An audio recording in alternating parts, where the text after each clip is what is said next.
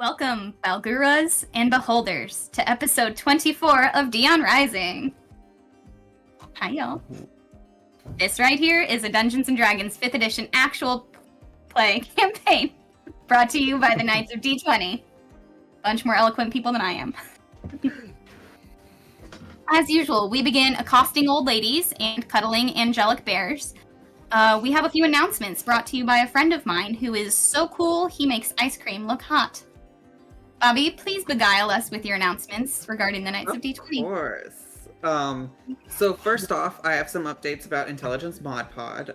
So after a lot of thinking, that is going to be moving to an every other week show just because, as anyone who plays Dungeons & Dragons knows, scheduling is our #1 enemy, and we just currently are not the level right now to take on that boss fight of weekly episodes. So that is going to be moving to every other week. Keep a lookout on our social media to keep up with when that will be coming back on that new schedule. Tea time this week, we're going to have Melanie and Dane sitting together to talk. So make sure you're sending in all of your questions for Dane or for Melanie, and they will be sure to answer them. And if they don't, I will attack them. I got your back. Casting Friendship, I know 2 weeks ago I said that it would be coming out on Friday, but I'm also a compulsive liar. So here we are. It's actually going to be this Friday that we're going to be seeing that. And I don't know, I might be making the same announcement next week. I don't know. We'll see when we get there, but I'm pretty sure it's going to be this Friday. You're right. As always, I do... Oh, go ahead. What's that? You tell the truth today. Thank you. I hope so. As always, I want to encourage everyone to head over to our Discord. That's where you can add us and talk to us about anything and everything regarding the shows, the podcast, any of that, any questions you might have for us. And on top of that, I did have a very special announcement that I wanted to bring up today. Last Wednesday, myself and JP sat down, the two princes of Dion Rising, and we sent out a call. We were that close to 100 followers, and as the princess commanded, you all listened, and we have hit 100 followers. I think I speak for everyone when I say that this means absolutely the world to us. I feel like all of us, we sit down, we have our goofy little characters, and we just like that you like them, and to have this many people like them, it means a lot to us. So we do want to say thank you so much. You are, in fact, #1 in our hearts. But with that final announcement, let's see if we can't get those followers up with more content. And I'm going to send it back to our Dungeon Mother. Thank you, Bobby. What a great round of announcements. Goodness. Okay. Thank you all again, our followers, our subscribers, our friends, for joining us as we embark on an epic adventure in the world of Dion, where heroes rise, dangers abound, and legends are born. Players, dice at the ready.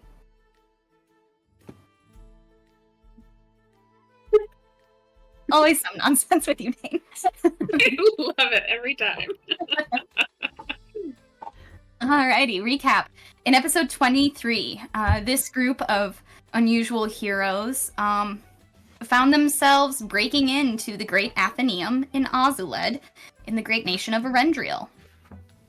They were seeking entry into the mysterious Hall of Echoes, where they hoped to learn more information about the mysterious Emperor Orin and these items potentially crafted by the gods that they need to be seeking out before Orin can get to them. So they managed to pull some fine magic and some very stealthy maneuvering and made their way into the Hall of Echoes successfully. Within, they found a whole lot of lore, which I'll let you go back and rewatch the last episode to absorb. I will not try and bog us down with that again today. But just know that they found some good information, along with a lead that may potentially take them north to another familiar city to a couple of our players. However, today we're jumping back into the city of Ozuled. This group of heroes managed to get away with what they did, and they find themselves with a little bit of downtime, perhaps, and a moment to discuss amongst themselves what their next moves might be. So I'm just going to right now pass it on over to the group as you all find yourselves, first of all, reconvening after your library heist, very sneaky library heist, And I believe where we left off, you guys had gone to bed at the tavern. Is that correct? Yeah. Correct. Okay, fabulous. So, as we wake up the next morning, who do you think is the first awake? Usually it's Marway. Marway, what does it look like when you wake up? When Marway wakes up, I think it looks like a child who's just woken up from nightmares, face covered in tears today. And I think he's just gonna crawl out, and as usual, he's gonna tuck Sir Lavender, his teddy bear, in bed with Bula, who I'm sure is snoring extremely loudly. Before heading downstairs to the bar area, tavern area, I don't know. And I would imagine we're gonna sit down and study just a little bit.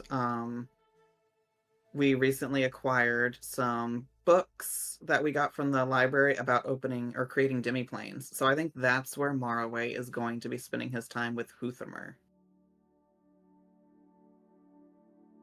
That you find a cozy little like booth, a little corner booth, and Huthamer perches sort of on the crook of your elbow, so that you're both perusing the pages of this book as you work on reading it and learning a bit more. Who do we suppose is the next person downstairs after Marway has some time to read? Probably Zada. I would say Zada or Killian. We're usually the next of people up in the morning to go start our training regiments. Yeah, I would say both of you are feeling a little bit restless, especially the night before from the events that have transpired thus far. And I like to picture you both open your doors, which like face each other at the same moment, and it's really awkward because you're both thinking like, was he just standing there that whole time? Shut the door.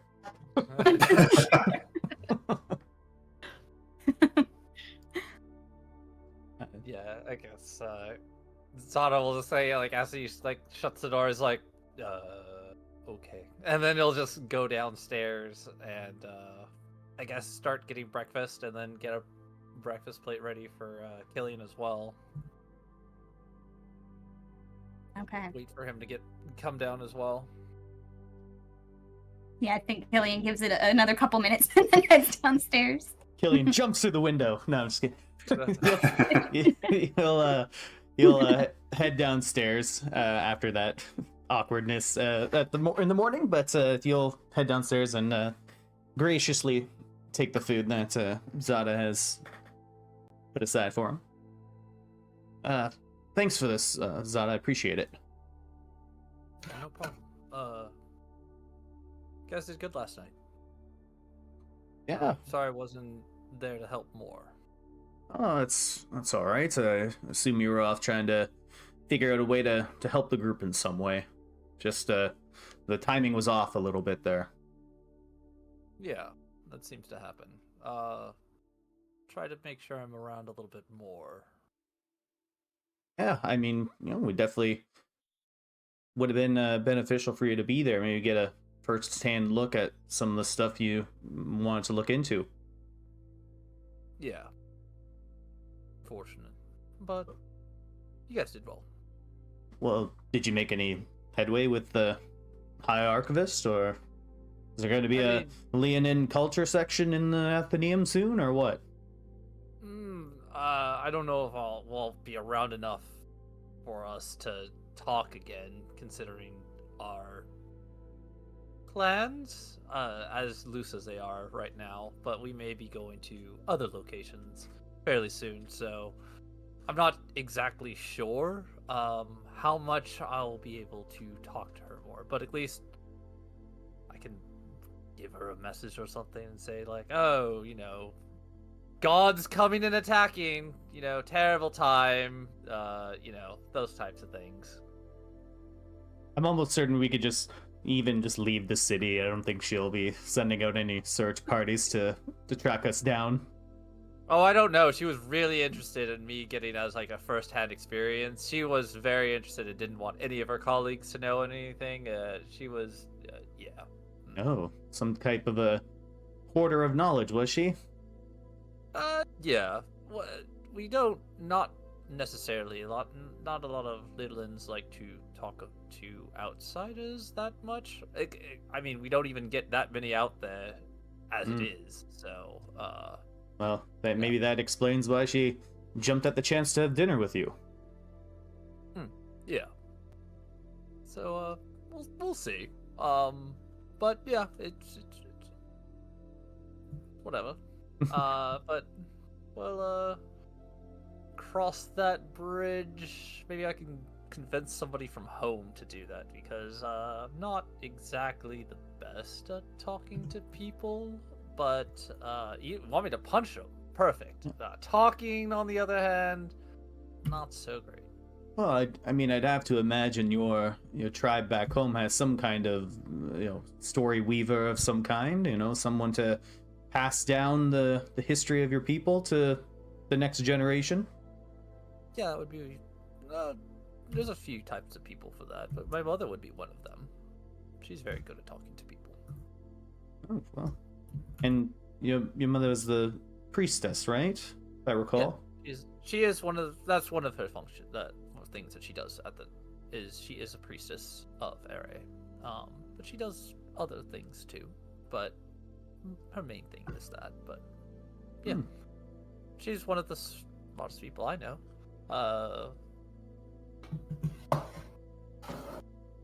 Well, hopefully they get a chance to maybe tell their story to the Middle Continent at some point. I mean, it is a much different world from here to there. It's a lot different. Things are more dire, I would say, maybe. It's a desert. It's not a lot of resources. It's not like here where there's lots of water and stuff like that. It's just it's dangerous. Just have to be careful. I mean, I'm really excited to show you guys where I'm from, but at the same point in time, it's like, do you want to bring like a weak, frail animal to a place where they will devour you? And it's kind of like, I want you to see it. At the same time, I don't know if you guys will. Some of you will survive going there. If that makes sense. Yeah, it's Eidos does seem like the type to not be able to handle it over there. The amount of dirt there will be insane. They will be just constantly caked on dirt everywhere. I don't think Serafina will have enough prestidigitation to save her life. Speaking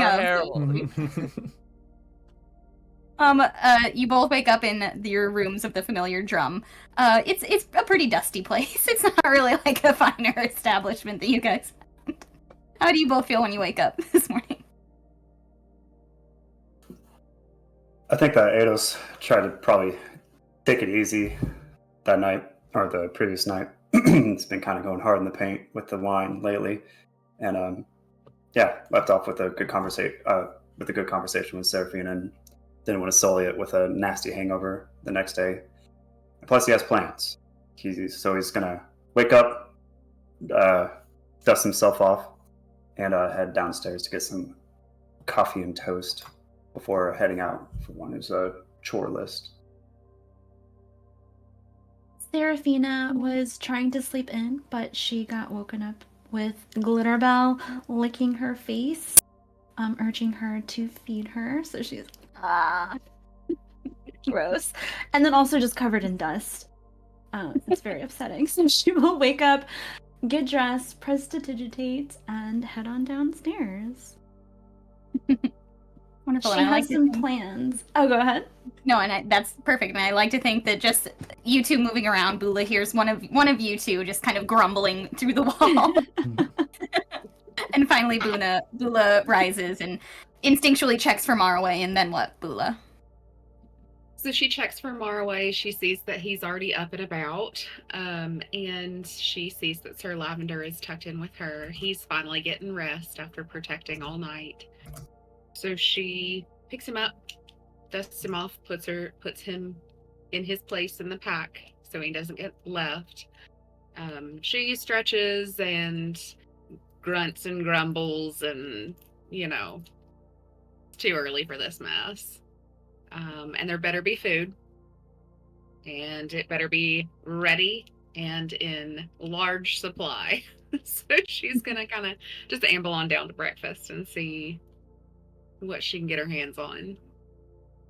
Kittenberry is only slightly behind you. You hear her door snick shut, and you turn and see her adjusting her hat just as you're hitting the stairs, and straightens her dress and her scarves and comes down. Today she's disguised as just like a tabby cat. She's like pretty well, not the fancy girl that she usually is. Feeling a little bit more incognito today, I think. And she comes down, and you find the rest of the party has, dispersed throughout the room or gathered at their different tables, having small talk conversations. And you all can kind of gather up and make your plans for the day. It seems that everyone's awake now. What is everyone planning on doing today? When are we still going to Nerdistan? Is that the goal? Is that the idea? Well, don't all answer at once. Jeffrey's gonna go talk to her parents, right? Not maybe her parents, but like we're going to go to the school and figure out what we're going from there. They have the most resources. It seems to be the most ideal place to go, and maybe Serafina may not talk to her parents, but like Eidos has some alumni sway that he can throw around, and possibly go visit where I'm from. Yeah, I guess that's kind of what our plan is, unless something else comes up and we want to go to some other place. But yeah, we can go to home. I can show you guys where I'm from. Just make sure you pack a lot of stuff that you're comfortable with, because you'll be outside a lot. Yeah. I guess whenever we're done here in Ozuled, head up to Nerdistan on a recon mission or information gathering mission, and then make our way to your dusty old hometown. How far away is Nerdistan from here? Sarah will we would know? be the Yeah. most likely to know. It's Mhm. really only a few days' journey by like straight shot. You can go like up the river partially and then finish it by land for the fastest direct route. It's only going to be like a 4-day journey. Okay. I'll relay that to the group. Did But we before we go ahead. Did we decide to contact Archangel before Yes, today, or we're gonna wait? I think that we it's, did. yeah, a good idea to let him know what we've learned from the Athenaeum. Yeah, we have to condense that to like 30 words. Like how what are we gonna just say? Like hello. No. Hey! Let's make sure that Miss Yurika is all okay as well. We did leave her with him. Oh, you could Yeah. say a lot in 30 words. You don't need to waste one of them on hello. After all, we're business partners. Well, Archangel knows of where, the armor of Ere is. Like, we know it's with the Urogs, yes. Urog. And what we really didn't know was the location of Dea's artifact, which we're still not 100% sure exactly where it is, but in the text, the last thing that it said was it was in the hands of the a UNT priestess in the Eastern Continent. So that's really, I guess, the newest information that we would know of to let Archangel know of, at least. So going to head to the Eastern Continent. Dante priestess has artifact, Supposedly. possibly. Doing Allegedly. more Air research. quotes. Air quotes. Does air quotes count as word? If you just put it in air quotes. You have to say air quotes, so I think Oh, it yeah. counts. That would be 2 words, would it not? As long as it's hyphenated, then we can make it one word. There you go. The whole message is hyphenated. We've beaten your game. It's just a Chiffon run-on says- sentence just running. The sending Hittenberry stone's getting says- so sick of our shit. I speak in my native tongue. It is all one word. Meow meow meow meow meow meow meow. More contextual. What if we just don't put any spaces between the words and we just keep them as one long run-on word? Exactly. You have to do it in one breath if that's the case. If we're gonna do that, we should let Bula do it. I think she has the biggest lung capacity here. I may have the biggest lung capacity, but I don't know about the fastest vocabulary. Well, the message should be quite easy. We just need to relay that the last relic was last seen in what continent is your home in? Eastern. Easter. Eastern. Just Eastern. Okay. It's the Eastern continent. Yeah, we don't have any more details aside from knowing that it's with, possibly with the Yuan Ti. Okay. Yeah. Last relic, potentially in Eastern continent with Ulanti. How would you say it? Ulanti. Who's got the sending stone? Is that Yuan. Yuzada? Do you have it? Yeah, I have the Sunny Stone. Yeah. Okay. Let's just give it to Eidos. He's already halfway there, so he can finish the sentence. And I'll put it to my head. I don't know how sending stones work. Just And like just like Just that. like Yeah, this one is shaped like an old rotary phone. Okay, perfect, classy. I like it. Okay. Last relic, last seen in Eastern continent with Uwanti tribe. Headed there soon. Love you. Love you. There it is. Theater Graph. Do we need to tell him anything else? How is our friend? How Is is Erica? how's Yurika. Yurika? Yeah, I was Yeah, there you go. just how's Yurika? 1, 2, 3, 4, 5, 6, 7, 8, 9, 10, 11, 12, 13, 14, 15, 16, 17. You fit that all in 17 words. Perfect. More if you need it. Love you. Hey, Now he leans how's in at it the end and says, going? love you. No, I love you. What are you wearing? No, I love you. What are you wearing? He hears all of that at the end. Have you talked to your boss yet? Send angle pics. Let's see where it cut off. That was a lot. 1, 2, 3, 4, 5, 6, 7, 8, 9, 10, 13, 14, 15, 16, 17, 18, 19, 20, 21, 22, 23, 24, 25, 26, 27, 28, 29, 30. So it ended with, have you talked to your... Because it picked up, love you. No, I love you. What are you wearing? Have you talked to? Just crowd noise. That was a pretty successful sending stone. I'm happy with that. Especially for a first one. Well done. Okay. It takes a few minutes. But you hear, eventually the sending stone, kind of quietly picks up, Archangel's voice, and you hear, good, go get relic. Love you too. Yurika well, learning much magic. I am wearing armor. Good for him. Haven't talked to anyone today. End of message.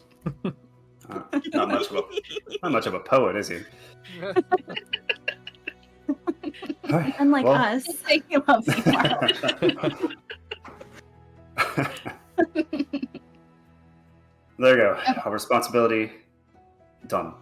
Now we can have a drink. Speaking of having a drink, what are we all doing today? Having a second plate of breakfast.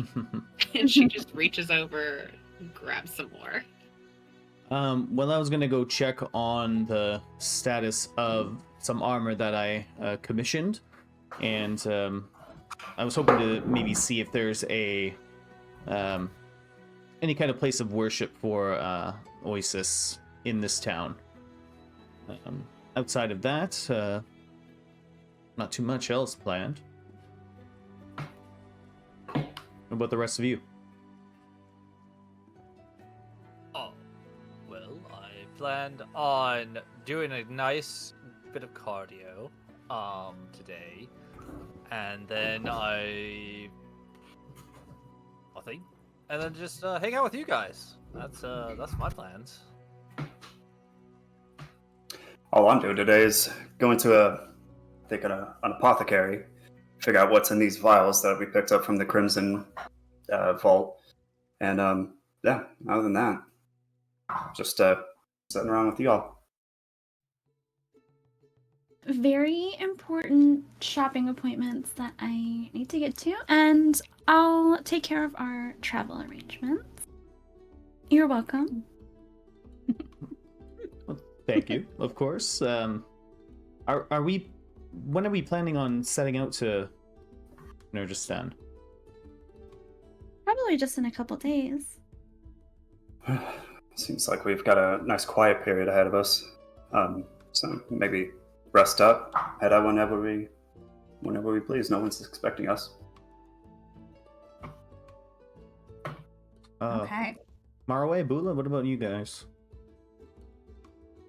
Well, I'm gonna finish this second plate of breakfast, and then I, just kind of maybe get a good workout in, and then I'll need to have like my mid-morning snack, and then quite possibly after that it should be lunchtime, and then after lunchtime we have to have dessert, and then I might maybe a different kind of workout, but then afternoon snack time is after that, and then just see what you guys are up to and see what our plans for dinner are after that, and nothing special. It sounds like a very full day, Bula. A very full day. What about second breakfast? For elevensies. Yeah. Okay. I don't know what I'm going to be doing, really. I mean, realistically, I've just been kind of following you all around because you're a fun bunch of people. But, I mean, I think we've done pretty well for ourselves. And I'm gonna, shake my jar of gems.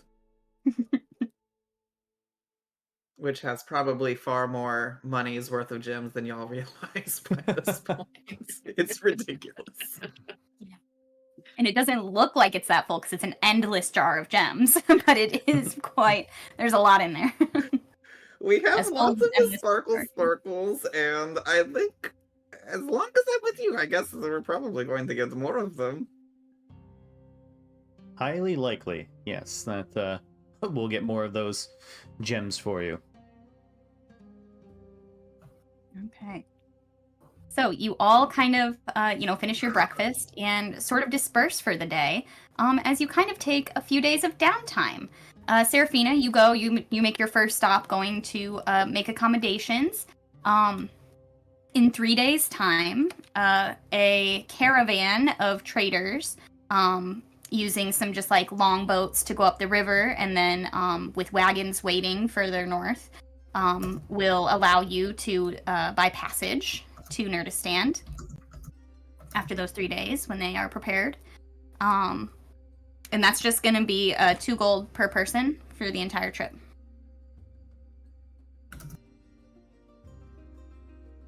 So you all know, she gets that message to everybody, and you all disperse, and we're going to do kind of a little bit of a downtime session here. So, for your downtime in Ozuled, you each sent me a list of how you want to kind of prioritize spending this time for the next couple days. So, you each gave me 4 options, so we're going to kind of do this in rounds, in turns, and we'll kind of resolve or talk through or role play through the different ways you guys want to spend your time and prepare for the next leg of your adventure.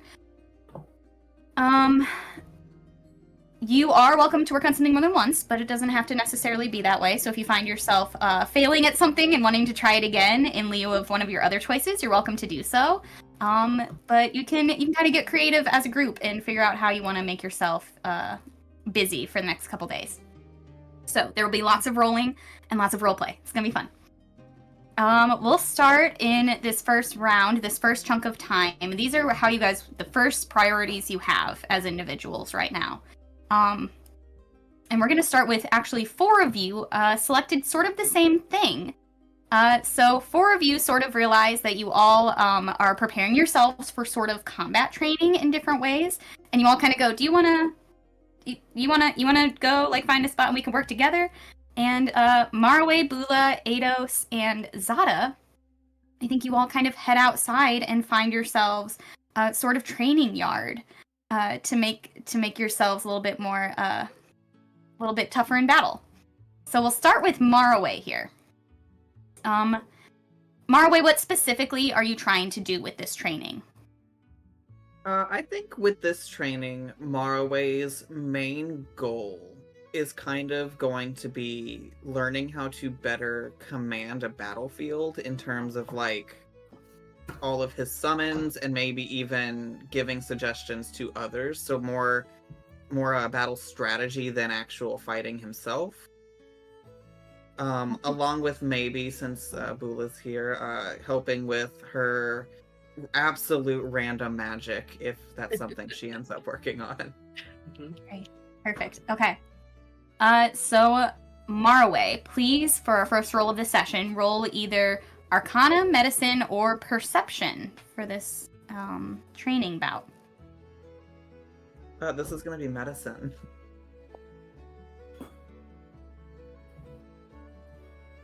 That's going to be a 16. 16, pretty good. Okay, since this was your first priority, that had a really low DC. You're really spending most of the time focused on this activity. You've been thinking about it pretty hard. So that 16 is great. So, as you train, you do manage to work with your summons, especially to kind of coordinate different moves, help your party get into position based on where your summons are in the group or on the field of battle. And with that 15 roll, you will have advantage on any one non-damage roll for each of the next 3 combat encounters, for you or for any summon. You get one of those for each of the next 3 combat encounters you find yourself in, for you or a summon. Okay.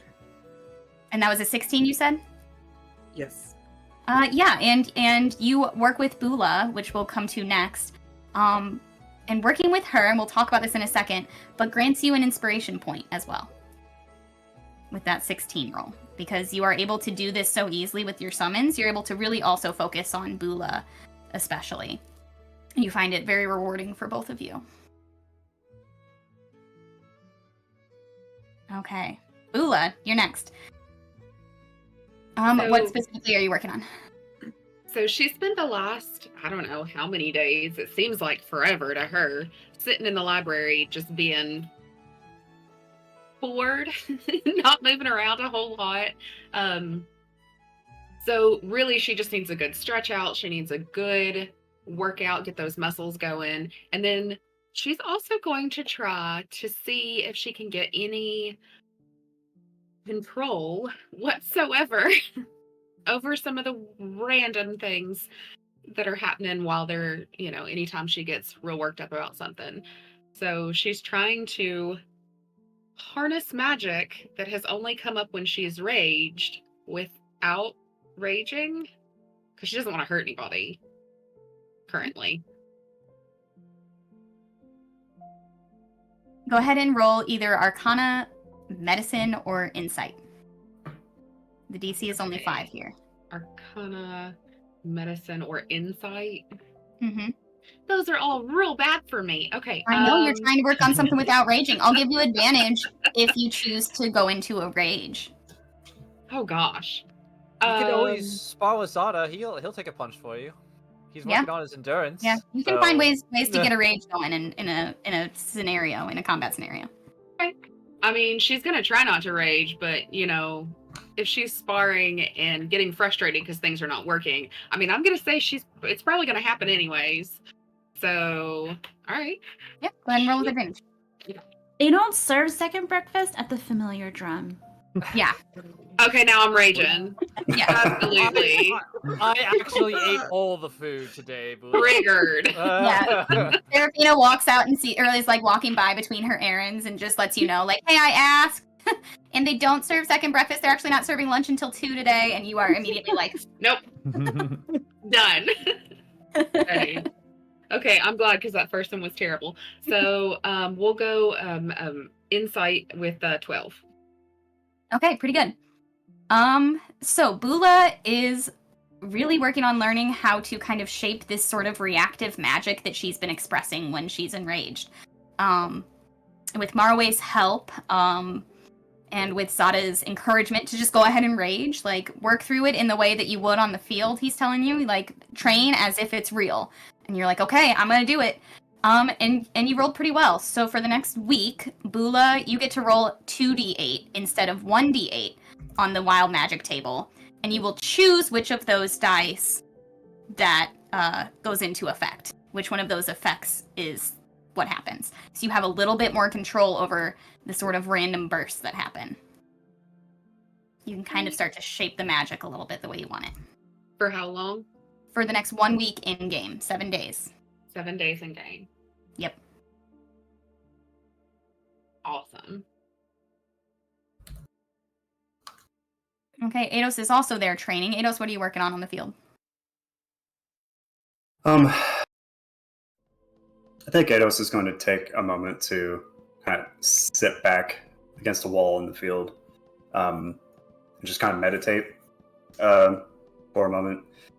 And what he's trying to reach back into his mind and just thinking about this old trick that his father used to have, where he would make himself look like other people on a whim, and kind of use it for his tactical advantage and make deals on the behalf of other people. But there was a certain selection of spells that his older brother and his father used that he wasn't able to learn because he didn't go through the trials, because he ran away before he went through the rites.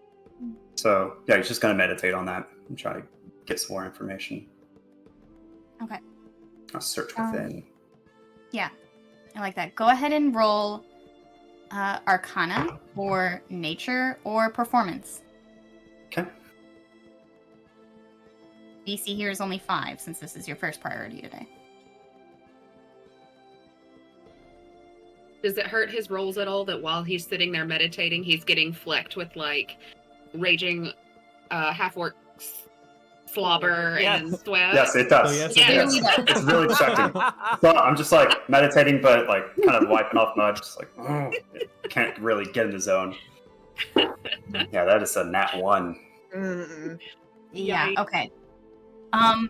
Yeah, unfortunately you aren't able to like make any major changes to your casting, but you do like start to kind of think about a couple of the spells that you saw being used in the dragon fight that you just had when they were trying to steal from the auction. You just kind of, that's sort of where your mind keeps going. It's not enough to really be able to you definitely can't concentrate well enough in this scenario to learn those spells at this moment or to meditate upon them deeply enough, but they're on the back of your mind, the things that the dragon was doing. Great. Success. All right, last but not least, Zada. Oh, I should have mentioned, this is a good time to mention it. You guys can take disadvantage on the round, or someone can take disadvantage on the round to give someone else the help action during their activity, just because you'll be giving them some of your time and effort. So if anybody wanted to do that, it can't be the people who have already gone, but anybody who's following Eidos in the order here could give him the help action in a way and let him re-roll. So I was gonna come and be like, dude, that is not meditating. That is. Oh my god. He just, as soon as Zada starts talking, he just says, I know, and stands up and kind of walks to the other side of the field. Can't focus on anything with you guys making so much noise. Spraying dirt everywhere. It's in my hair. That's the whole point of meditation, is to get into a state even with things going on around you. That's the whole is point that- of it. That's what meditation is. Zada, you're a genius. Thank you so much. He goes inside and gets another cup of coffee. And then he'll come back out as soon as he like cools down a little bit. Just kind of watch people do actually successful things and impressive things. But yeah, I think I'll take disadvantage and I'll just come sit down and be like, all right, man. I do this a lot. Let's do this together. All right? I suppose. Never meditated with somebody before. It was usually a singular experience, but why not? If you need help, that's like it's kind of like a guide. There's just trying to help you get to that spot, and I'm kind of here so you can focus instead of focusing on everything else and focusing on the insanity that's going on. You can just focus on me for a second, and then it'll eventually go to you, and then you'll be fine. Eidos takes a deep breath and lets himself be okay with this. It's fine. You seem to know what you're talking about. I'll give it a shot. Okay. You can go ahead and re-roll with Zada's help action. And Zada, when we get to your turn, you'll be rolling with disadvantage. Sounds good. Zada. Fucking. No, you won't! I swear to God, yeah. That helped. That really helped. Beautiful. A lot! There's just something about Zada's musk and his voice that's instantly soothing, and he finds his inner space and reaches so far back in his memories, like he's back to being a child again. Incredible. Okay. Eidos, you come back to this place of calm and peace. A place that you probably haven't experienced much lately. Yeah. And, yeah, you continue. Somehow your mind keeps going back to that battle in the auction hall. And the Emerald Dragon that you fought. For what feels like probably the first time in your life, you're beginning to kind of feel like this motley group of weirdos might actually have your back. Almost like you have friends.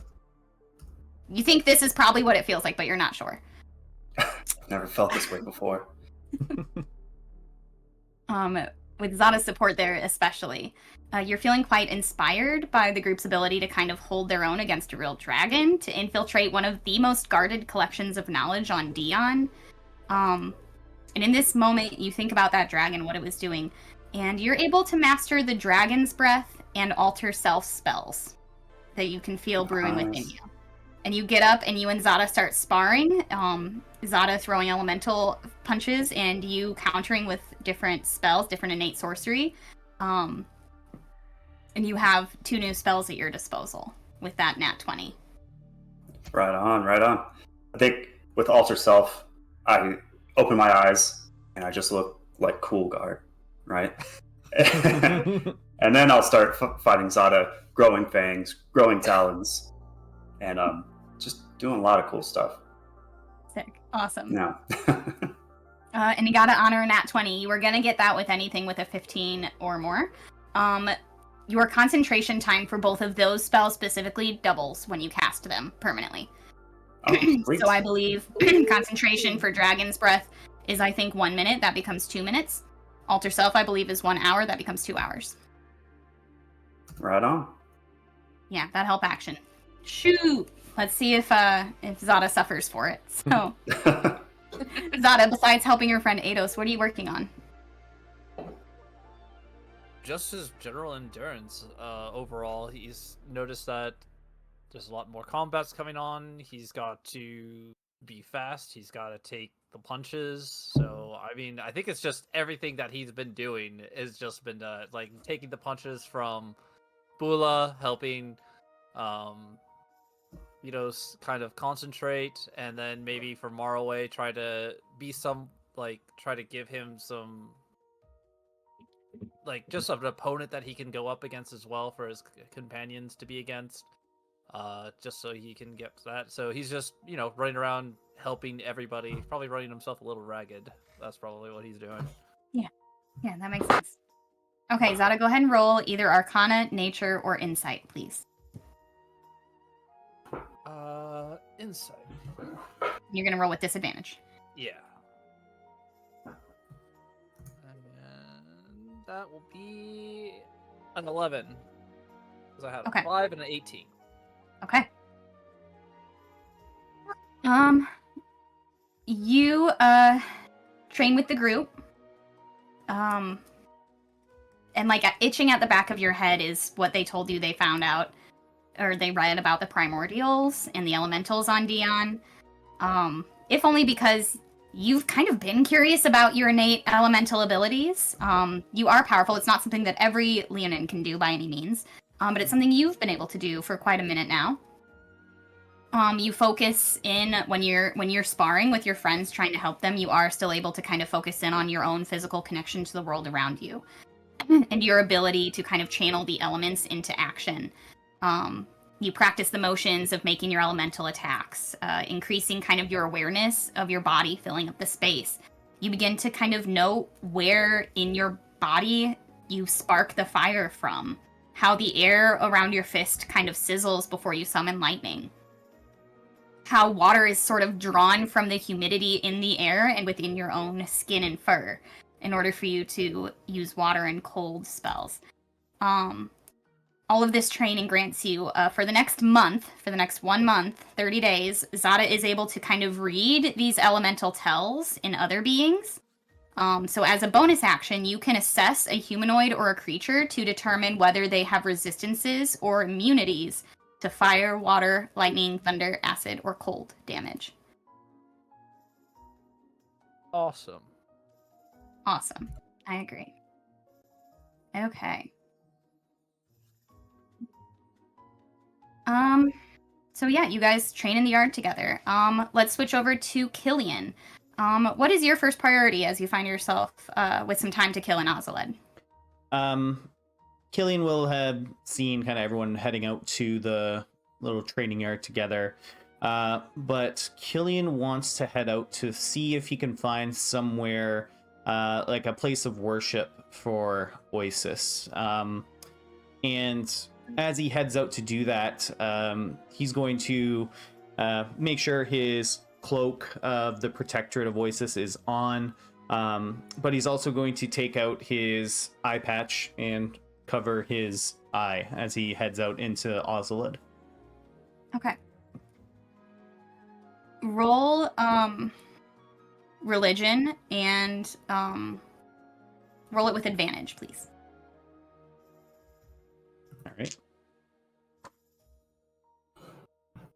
All right. So that's going to be 18. Okay. Yeah, you head out into the city. This is like a big, bustling. It's a port city. It's a capital city.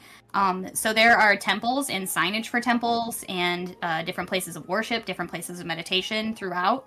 Especially in like the more residential areas. So you're able to kind of follow like pretty decent signage to this local sanctuary of Oasis. Most major cities have one.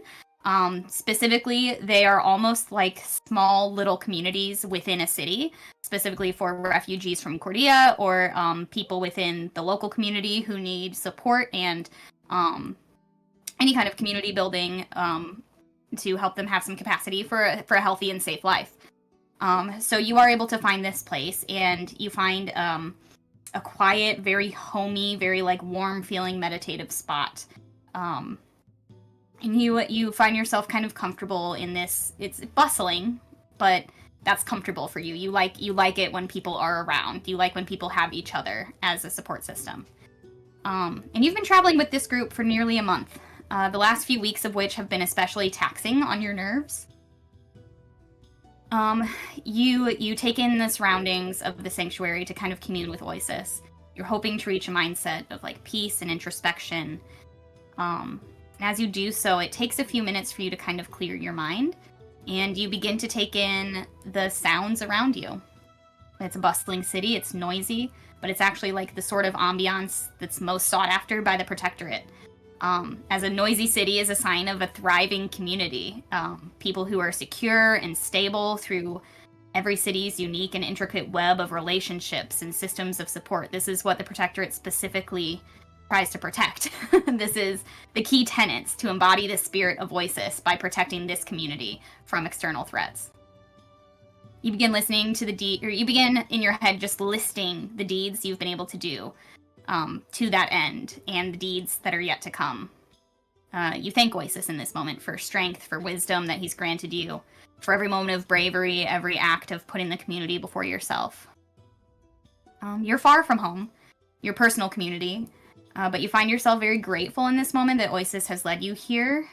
You've never been closer to the truth of what happened to your family and what taint sort of lies in the ruins in the southern area of Cordia. You acknowledge your own sort of tiny footprint on the world of Dion.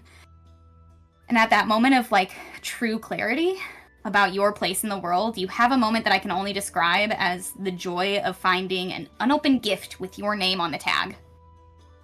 Your eyes are closed as you have this meditative prayer moment. You follow that feeling through your mind's eye. You let your mind picture what is leading you to this feeling.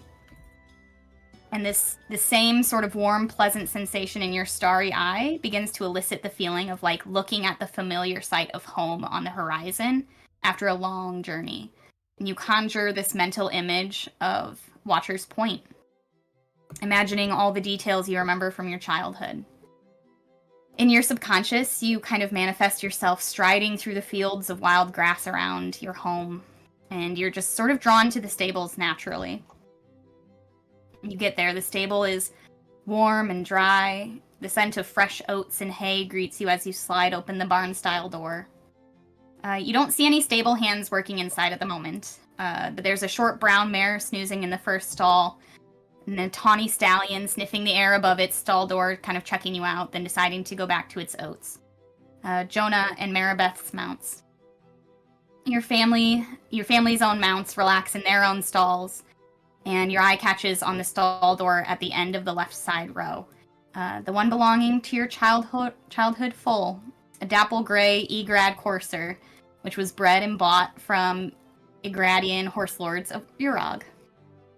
These like bittersweet memories kind of course through you as you gaze down the row of stalls, remembering the burning of this very barn the night your family was sundered. And in your memory, your eye catches on the space, and you're unable to see past the partition to see your childhood horse again. So you approach the stall, you lean around the partition as hastily as you're able, eager to greet your own companion as if like seeing an old friend in a dream. And your eyes alight on an empty space, and you very nearly succumb to heartbreak when your wounded eye shimmers with this divine energy in earnest. Do you embrace that kind of power that you feel kind of itching to manifest through you? Yeah, Killian is welling with emotion at everything that he's recalled from his past, and he feels like he wants to keep pushing through and following that feeling. Okay. The feeling prompts you to open your eyes. You almost hold back because you don't want to leave this memory, but you open your eyes in the material city Ozuled. But your consciousness sort of maintains a foothold in both worlds. Your inner divinity and the physical mortality. You pull the steed from your memory, forcing it almost into being. Stars begin to swirl from your divine eye and sort of find a place in front of you, forming this like constellation in the shape of a horse. Stamping, it's moving. The stars are moving as if a horse, stamping its broad hooves on the Ozuled cobblestone. And people are stopping and staring at this point. It would appear that you're not the only person able to see this.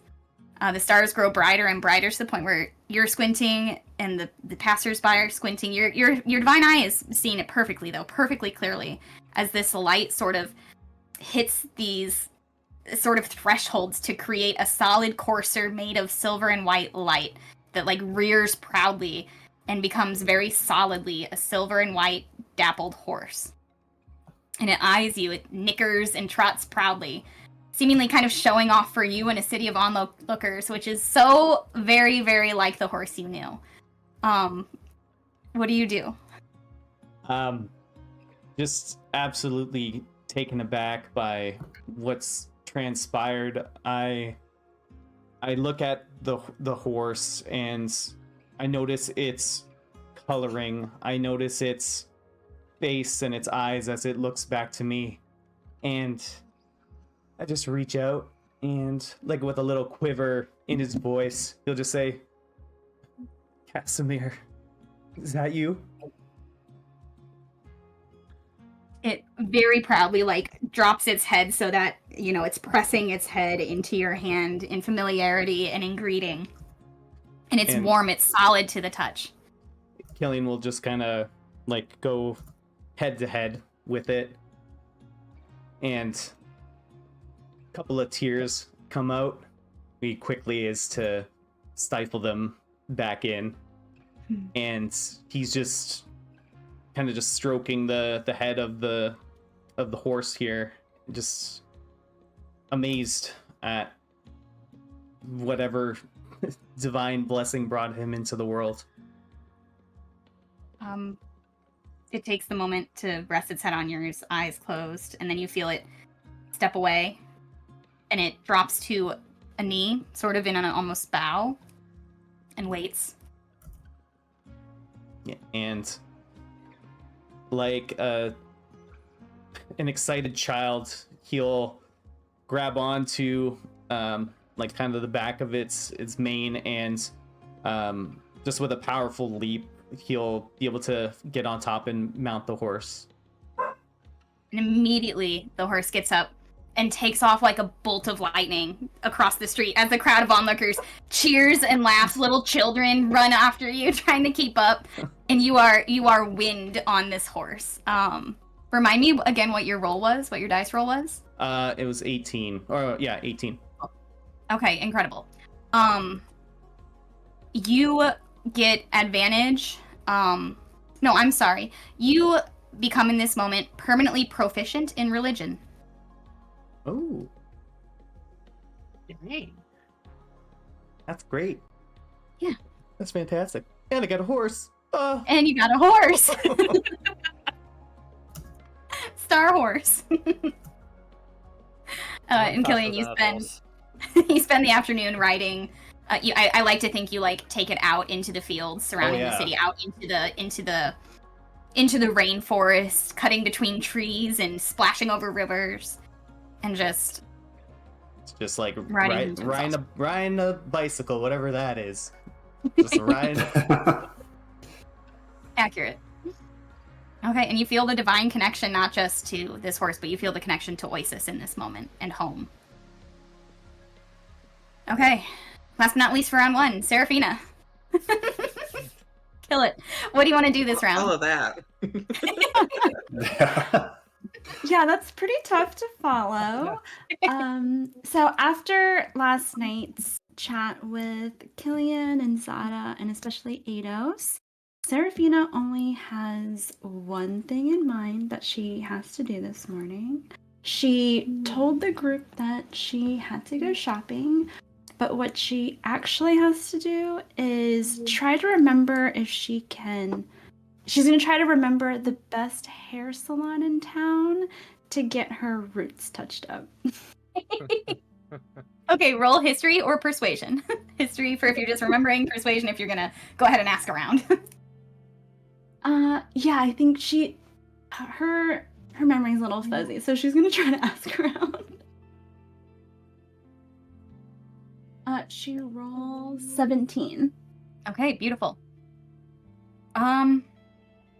So Seraphina goes out and searches the city. You ask any beautiful blonde stranger that you see, who does your hair? And, Gorgeous. yeah, several claim to be natural blondes. Me too. Obviously. Several more Rude. point you to very expensive salons.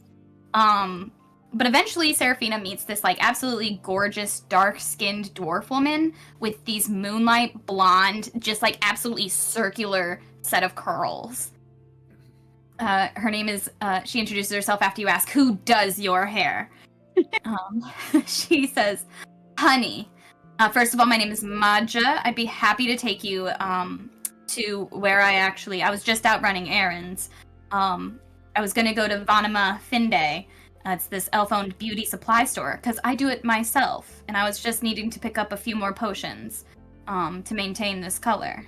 Do you want to come with me? Yes, teach me. I need to know your secrets. And she reaches up and like links arms with yours. She's like immediately fast friends with that role. And she takes you to Vanima Finde, this very luxurious beauty store. She goes in to do her shopping. She kind of disperses with you as you walk in. The cashier sort of like greets you. Says like, let me know if you need anything. And you go to the Spella Color Charm hair potion aisle. After a couple of minutes of like perusing the different shades and trying to figure out which one to get, the shopkeep ends up kind of seeing an opportunity to come help, and they ask if you need assistance. Yes, am I more of a ash blonde or more of a golden blonde? And she looks and she kind of like holds up two little like hair samples, kind of comparing. She like turns you to the window so she can see you in natural light. And she says, well, dear, I think you're probably more of like a cool blonde, I think would be best. But I'm going to suggest, it looks like you might have some damage on the ends here. I'm going to suggest something a bit more practical. No, I'm not trying to insult you. I'm trying to protect your hair longevity, my dear. I want you to have long, luscious hair. Please, come this way. I have something better for you. And she leads you over to the, like, practical accessorizing section of the store.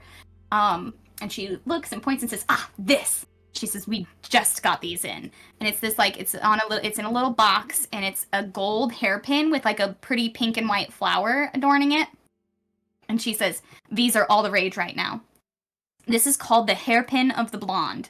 It was created by this famous Mornia's hairstylist, Renan Tinkertop. Have you heard of him?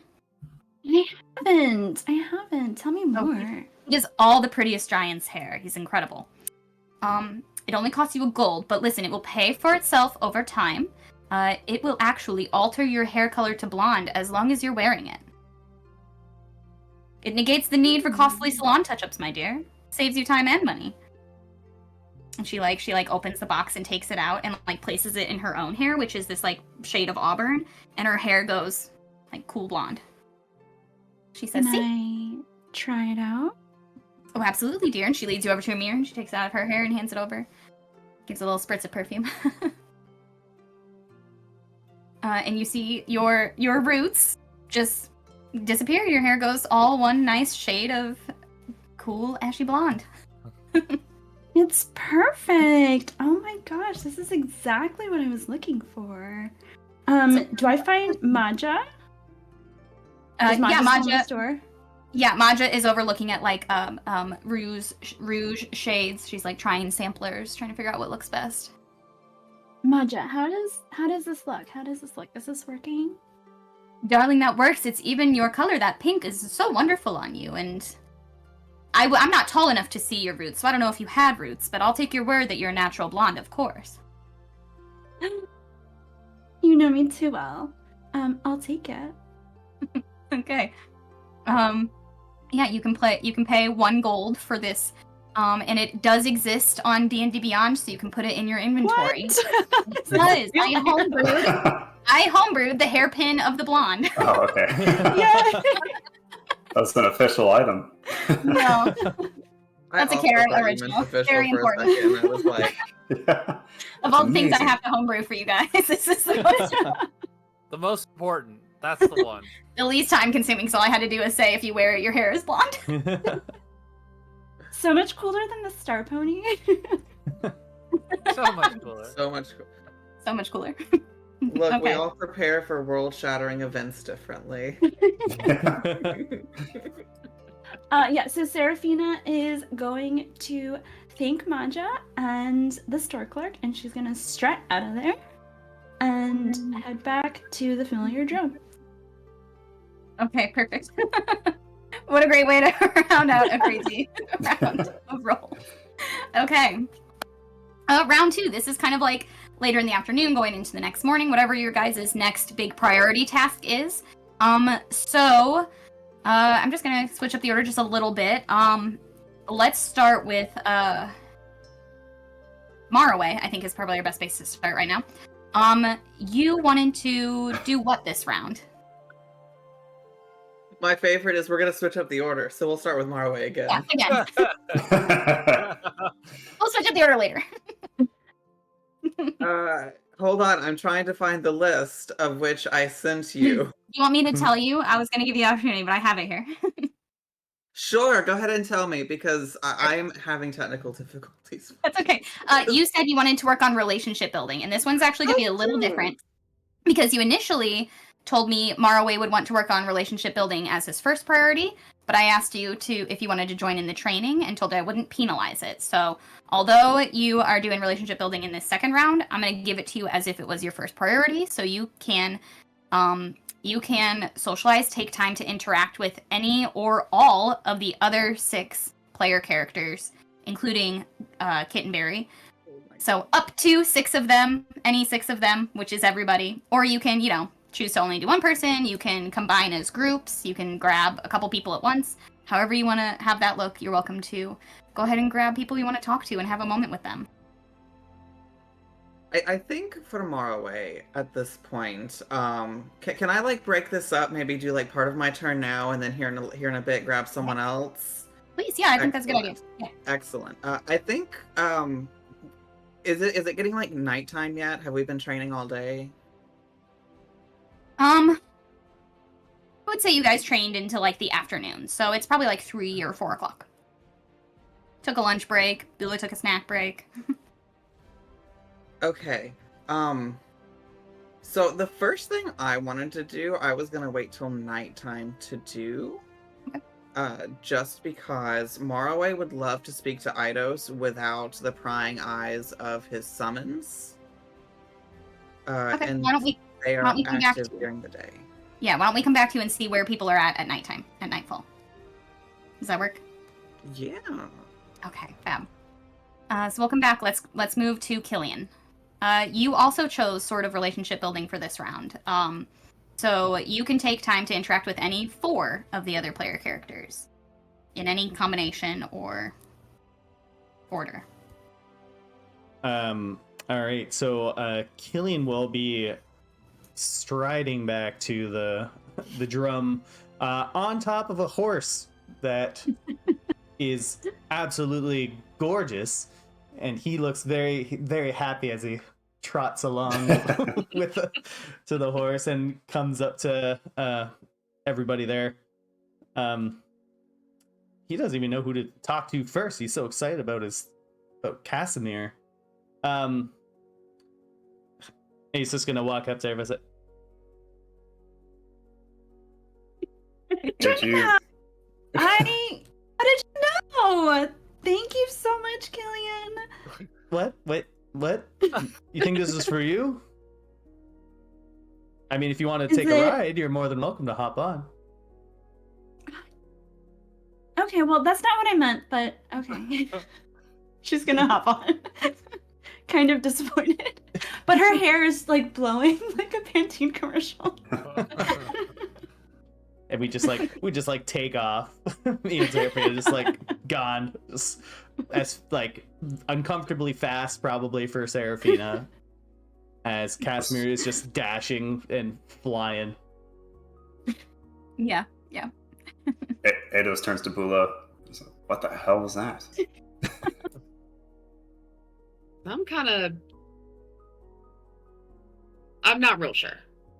Forget it. It's killing him. Sure. It's something religious or, I don't know, protectorate. I'll go back to whatever he was doing. And kind of just caught up in the excitement. Killian's probably gone a little bit further than probably what he anticipated.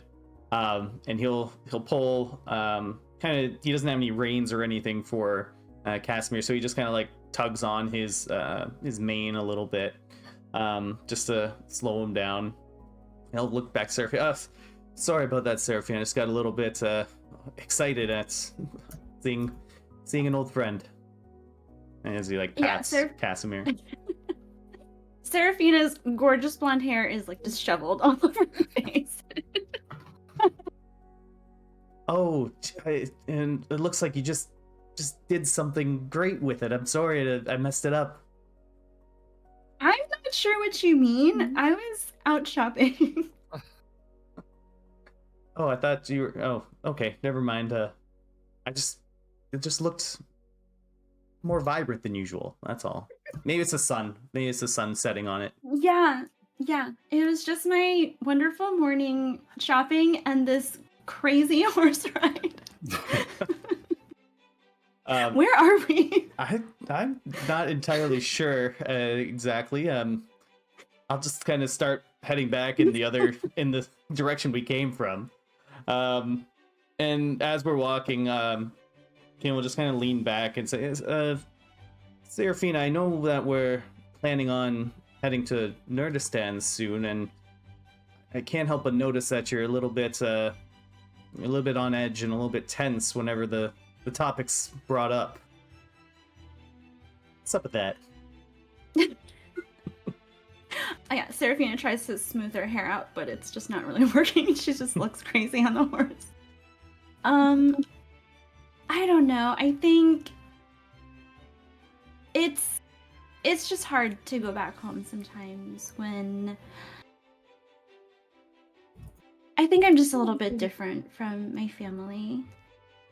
But I'm not even sure if we need to go see them. I think we can just go to Ados's tree professor and get Kittenberry registered and, ask about those UNT people, and we'll be on our way.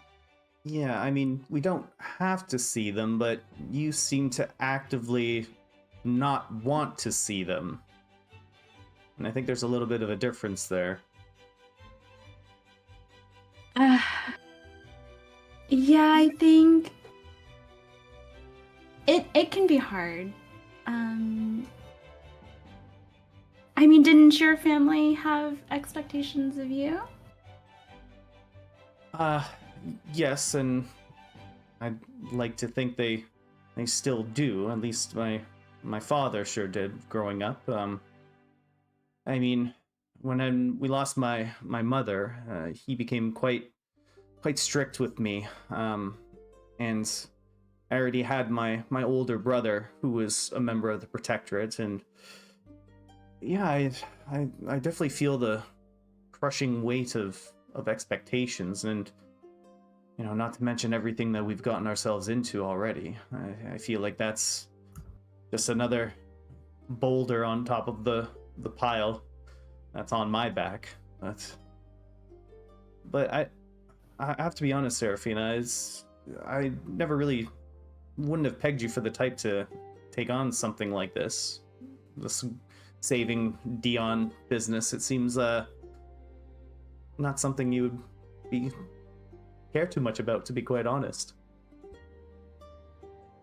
Well, I think it's given me the opportunity to try to tap into my arcane powers.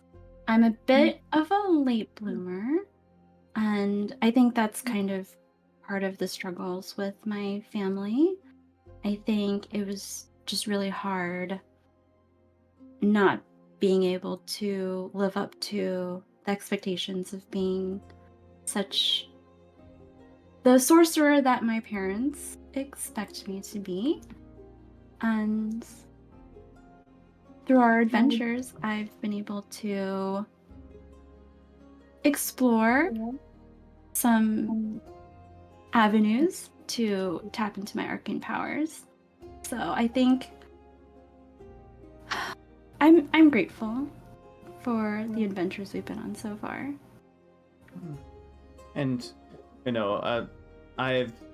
we've been traveling together for quite a little while now, Seraphine, and I will say I have noticed your proficiency in magic and the sword has definitely improved over the time we spent together.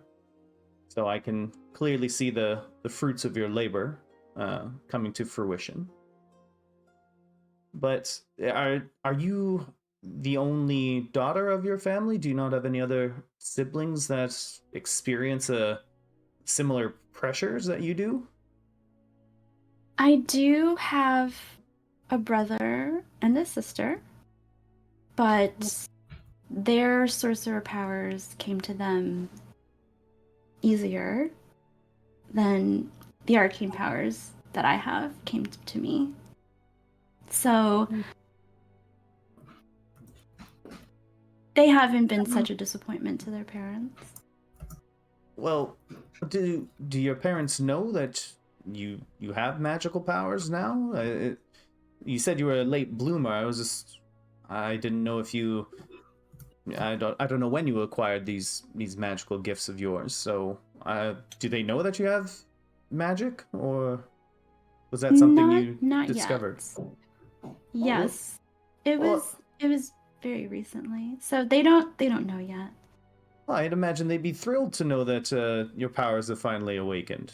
Another sorcerer in the family. I think my powers are not where they should be or what they might expect. Well, I mean, I'm in the same boat as you. I've only recently unlocked these gifts from Oasis quite recently, so you and I are kind of in the same boat as in that regard, but everyone has to start somewhere. I feel like it's a little bit unfair for them to put so much pressure on you when you just awoken your magic abilities. I think it's expected that the sorcerer powers come easily and strongly to those in my family, so I definitely am an anomaly, and it's been hard to navigate. Well, wouldn't it be fantastic if the anomaly of the family turned out to be a hero of Dion? I think that would be quite the reputation for yourself and for your family. I hadn't thought about it in that way. I think I'm not sure they would be exactly proud of the way that I've tapped into my arcane powers. You've said that a couple of times now. I don't want to Where did pry. this horse come from? Oh, well, now that you ask. Surprised you didn't ask sooner, but well, I went to a temple of voices just to clear my mind a little bit over, a lot of things has happened to our group and, well, me specifically over the last couple of weeks, and well, always in the temple of Oasis, a little piece of sanctuary where I can, finally take a breath and just let the burdens kind of melt away.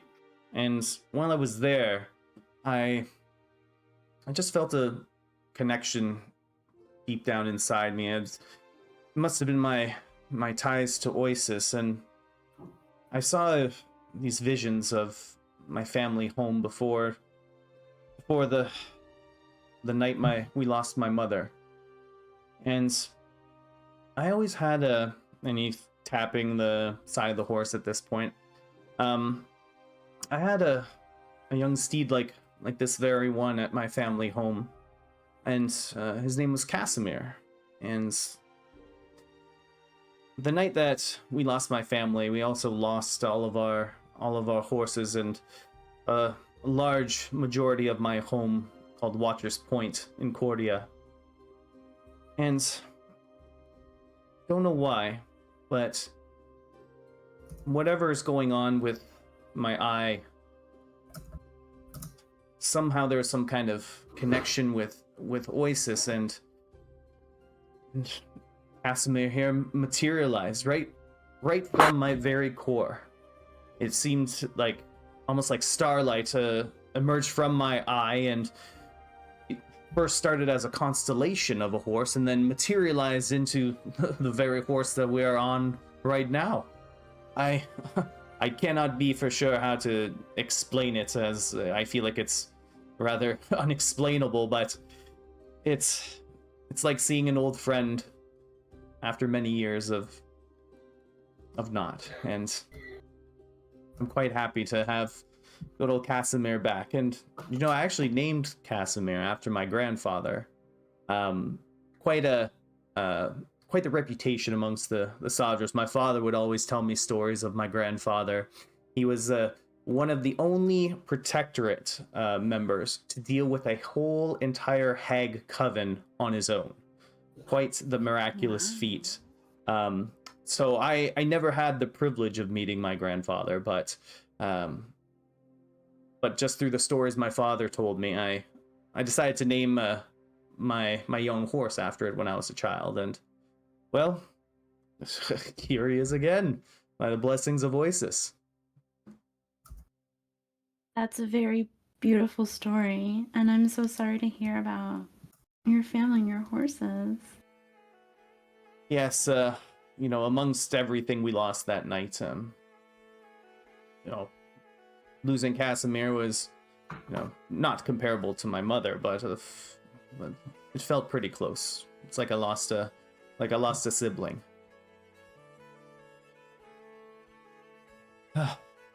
But I actually wanted to give you something. Hold on. And Kaelin will reach into his bag, and he pulls out a very thin and delicate chain link bracelet, and he hands it over to you, Seraphina. He says, I picked these up a little while ago when we were in Epimerdi, and I just wanted you to have this. And he gives it to you. The chain links are like a very fine silver, very like kind of thin, and on one specific link there is a small engraving of the symbol of Oasis, which is two hands kind of clasping like this. And he says, I thought of you when I picked this out because Oasis tells us that we are all members of a community, and I think it's always good to remember that our community is based on the links that we make, and links and connections that we make with others. So if you would be so kind as to accept my gift, I just want you to always look at this and remember that you have a community behind you, whether it's the community and friends that you've made in your past, or the friends that you have with you now. Just remember that we are here for you, and we are part of your community. And for as long as I'm around, and I myself and Oasis will protect you. Seraphina will take the bracelet and she'll put it on next to her bracelet of either Petunia or Gogo. Still, and she'll say, "Oh, it's so beautiful. Thank you. That's so thoughtful and so meaningful. I'll cherish it forever." And we're back at the inn. Seraphina's gonna hop off, and she will wonder to herself if, the color of Chaswick. Is it like what color is Chaswick? Like, what does he look like? Is he a Starlight Pony? So Casimir. Casimir. What did I say? Chaswick? Casimir. That wasn't close at all. And also, before you step down, Seraphina, Kaelin will hop down first and help you down. Okay. Aww. Kara, you can describe Casimir. Okay.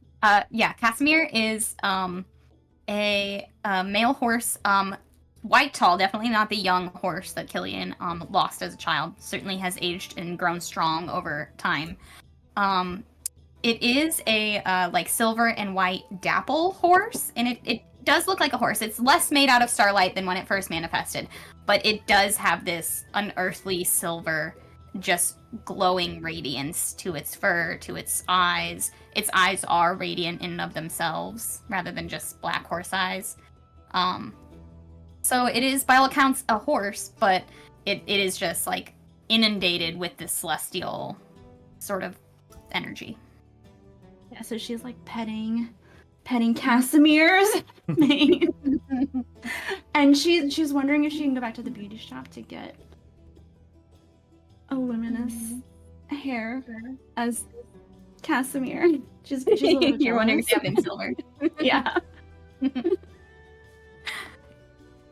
Okay, Killian, anybody else you would want to grab? I think like the rest of the gang, are kind of just milling about, talking after their training bout. Yeah, so Killian will. Well, he doesn't even know what to do with Casimir. He'll just he'll hop off. Well, he's already off the horse, but he'll lead Casimir to like the front of the drum there, and Yeah, there's like a tie post kind of thing. stay. All right, and then he'll head inside. It's like sit, stay. All right, good. So he'll head inside and look for Eidos. Who is definitely already at the bar enjoying a beer. No, not a beer, wine. Excuse me, I forgot who it was. Killian will kind of saddle up next to him on the stool beside him and say, "Oh, I had a long day of trading, Eidos." Yeah, and surprisingly fruitful. I've actually learned something thanks to Zada. He, as chaotic as he is, he can be quite calming when he needs to be. Yeah, it's definitely a side we don't see of him too often, but glad to know he has it. That's for sure. Oh, it's certainly there. No, watch this. And he'll use Alter Self to turn into Seraphina. But definitely with the roots showing. Hasn't seen her since. Almost a near perfect copy of Seraphina. Pretty good, right? And he'll turn back. Zada taught you how to do that? No, well, he showed me the way. I suppose the power was in me all along. No, it's a little trick my father used to do, among other things. But it was magic I'd never learned before. So I just focused on my history, I suppose. Thought about the dragon fight. For some reason, that was a catalyst enough to make me realize that I knew how to do these spells. Can't really explain it, but won't look a gift horse in the mouth. Speaking of which, how much did that shiny pony cost you? How do I phrase this? Well, nothing. It didn't cost me anything. I just told this to Seraphina, but what happened was I was in a temple of worship for Oasis, and I just had like almost a religious moment. I'll have to phrase it like that. And I saw visions of my childhood home. I saw visions of these steeds that we had growing up. My horse was named Casimir, named after my grandfather, and we lost all of our steeds, and a good majority of our home was destroyed on the night that my mother was killed by demons. But as I was decompressing in the place of worship for Oasis, I just had a divine vision came to me, and I felt it manifesting inside me. I felt a divine power from Oasis manifesting inside me, and it emerged through my eye as a constellation of stars in the form of a horse. And before I knew it, the constellation began to materialize, and lo and behold, there's Casimir right there outside. Oasis be praised. I don't know exactly how this happened, but I have to say I'm quite happy for the first time in a long time. Oh, that's amazing. That's guess I need to go back to church sometime. Never heard of anything like that before. Congratulations, and also consolation. I didn't know that about those many details about your family. But it's great to see that, those we lose will eventually make their way back to us, as long as you walk the path, which it seems you're doing very well. Oh, well, we've come up against quite a few strange things, if I do say so myself, over the last few weeks together. now it seems that we're all tasked with defending Dion itself. I was wondering how you feel about all this. It's, it seems, the last time we had a one-on-one talk, we last spoke about your home back in Bravo, so I was just wondering how you feel about all of this. I think when he asked that, Ados will look around the bar to see if anybody else is in here with them.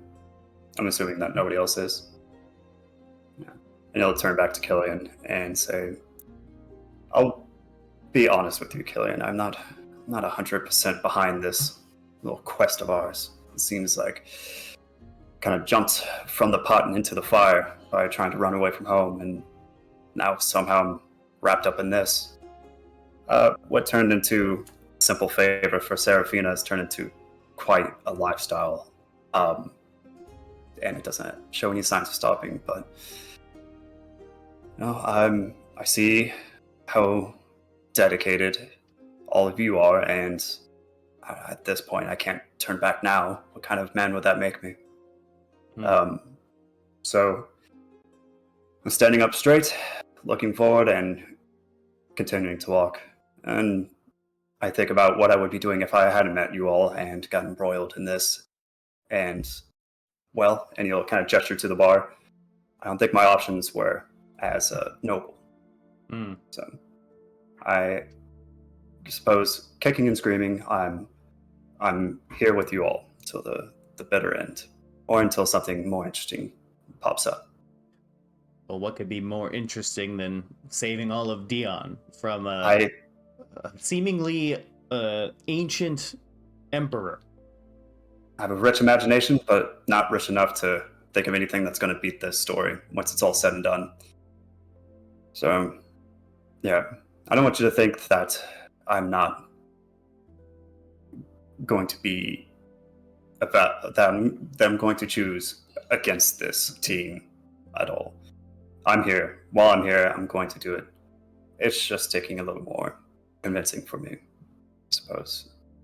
Well, I mean, what would be something that would convince you to jump fully in? I mean, you're just hard to believe you're just tagging along just for the thrills.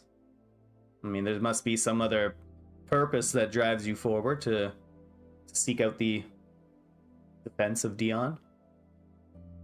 Well, what drives me forward to it is you all, but something that would help me get behind this whole thing is proof.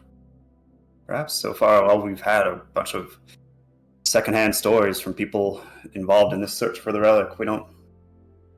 Sure, it all seems coincidental, but we still don't know that any of this is actually happening.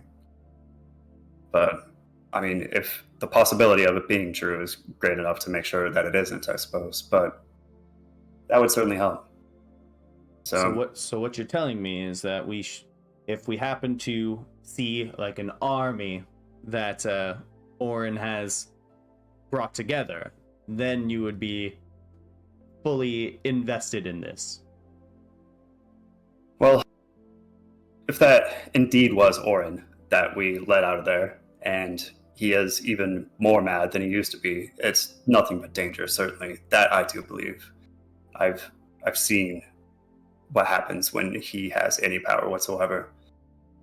So, yes, that's enough to make me extinguish the possibility. But yeah, an army or one of these demonic portals or anything, seeing these relics in action, something. It's just blind faith at this point. Well, you come from royalty. You obviously have some inkling of how empires rise and fall. I'm sure you've quite learned in your time about history and things of that nature. What do you think Orin is doing right now, if he is planning on building up his empire once again? What do I think he's doing to get his empire back? Yeah, I mean, clearly, if it does have something to do with these relics, then surely he's maybe heading to one of them. We've learned that possibly some of his previous allies still hold on to these relics. Do you think he's, going to seek their aid? I think those relics he gave to those allies made them lifelong allies. I see no reason why he wouldn't simply go back to the Empire and retake his position and take his throne back from Teresa. It just doesn't make sense. So if he's not going back to reclaim his throne and he's searching for these relics, then if all of this is true, then he must be planning something else much, much larger than simply growing his empire a bit. I've heard the stories. He doesn't need magic to create an empire. He did it with a sword, and smaller magic, but he didn't need relics then, and he doesn't need it now to accomplish the same. So maybe, perhaps it's much, much worse what he's planning. We simply don't know. But that's why we need to find him.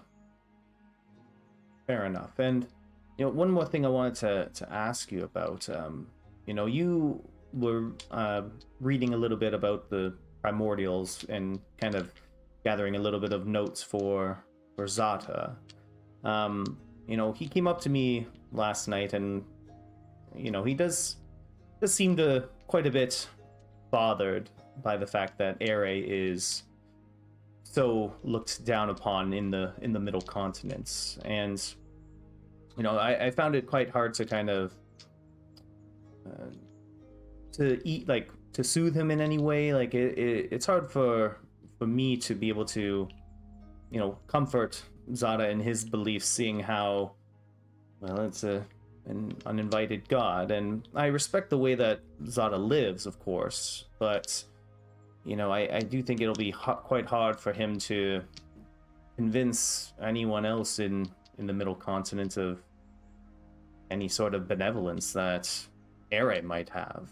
But I don't know, I was wondering what you kind of thought about all of that. He seemed a little bit dismissive at the knowledge that you brought forth to him. So just wanted your kind of opinion on the matter. Yes. He is unshaking, if anything. That can be both a strength and a downfall for somebody, especially when it comes to religion, unfortunately. And I think that Zada may become a casualty of his own religion, especially if he's unable to take a step back and see the possibility that he might not know everything there is to know about his god. But I don't know who's to convince him otherwise. It's his faith, and that's not my responsibility. However, if there is some truth in the text that I found, and they did seem pretty well laid out, especially if they were hiding in that inner chamber away from public eye, and he refuses to see the truth, it may be problematic later if he chooses to be the soldier for some being so problematic. Yeah, that is what I worry about, seeing how these relics do belong to the uninvited gods. But as you said, it's something we'll just have to keep an eye on and see how he reacts to all these things. Shouldn't pay for the crime before he's committed it, I suppose, but something to keep an eye on for sure. And Killian would just kind of pat Eidos on the back and says, I've kept you long enough from your drink. Okay. Raise it to him and doesn't really make a move, just continues to drink in this empty bar. Killian will wander off. Let's take a very quick break there, because when we come back, we're going to hear about Eidos drinking in this bar. So we're going to take a 10-minute break. We'll run our ads as per usual. We will be back at about 10:05, give or take. Come back so I can tell you more about my horse. Yeah. Where'd you Yeah, get the the horse. Did you guys hear? Over and over and over. I can't wait to hear about the horse. I want to hear more about the horse. Come back soon. We'll be back.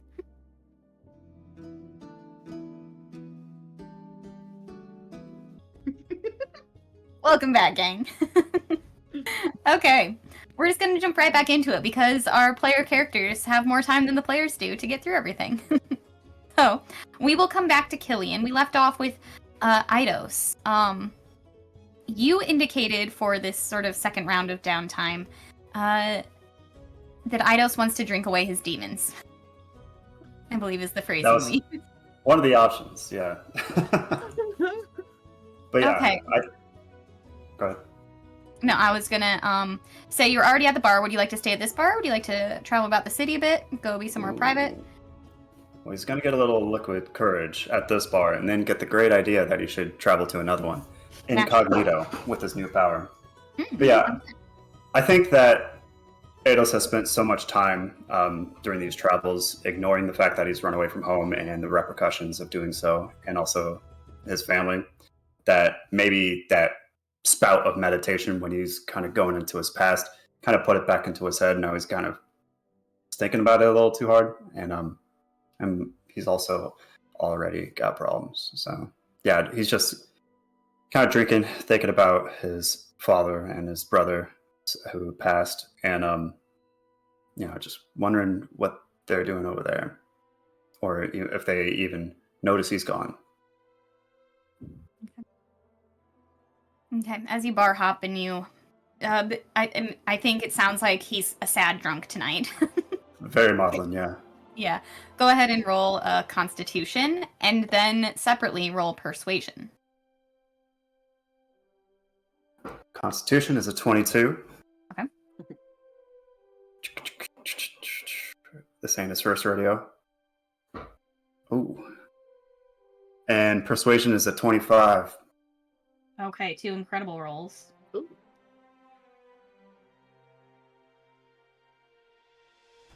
Okay,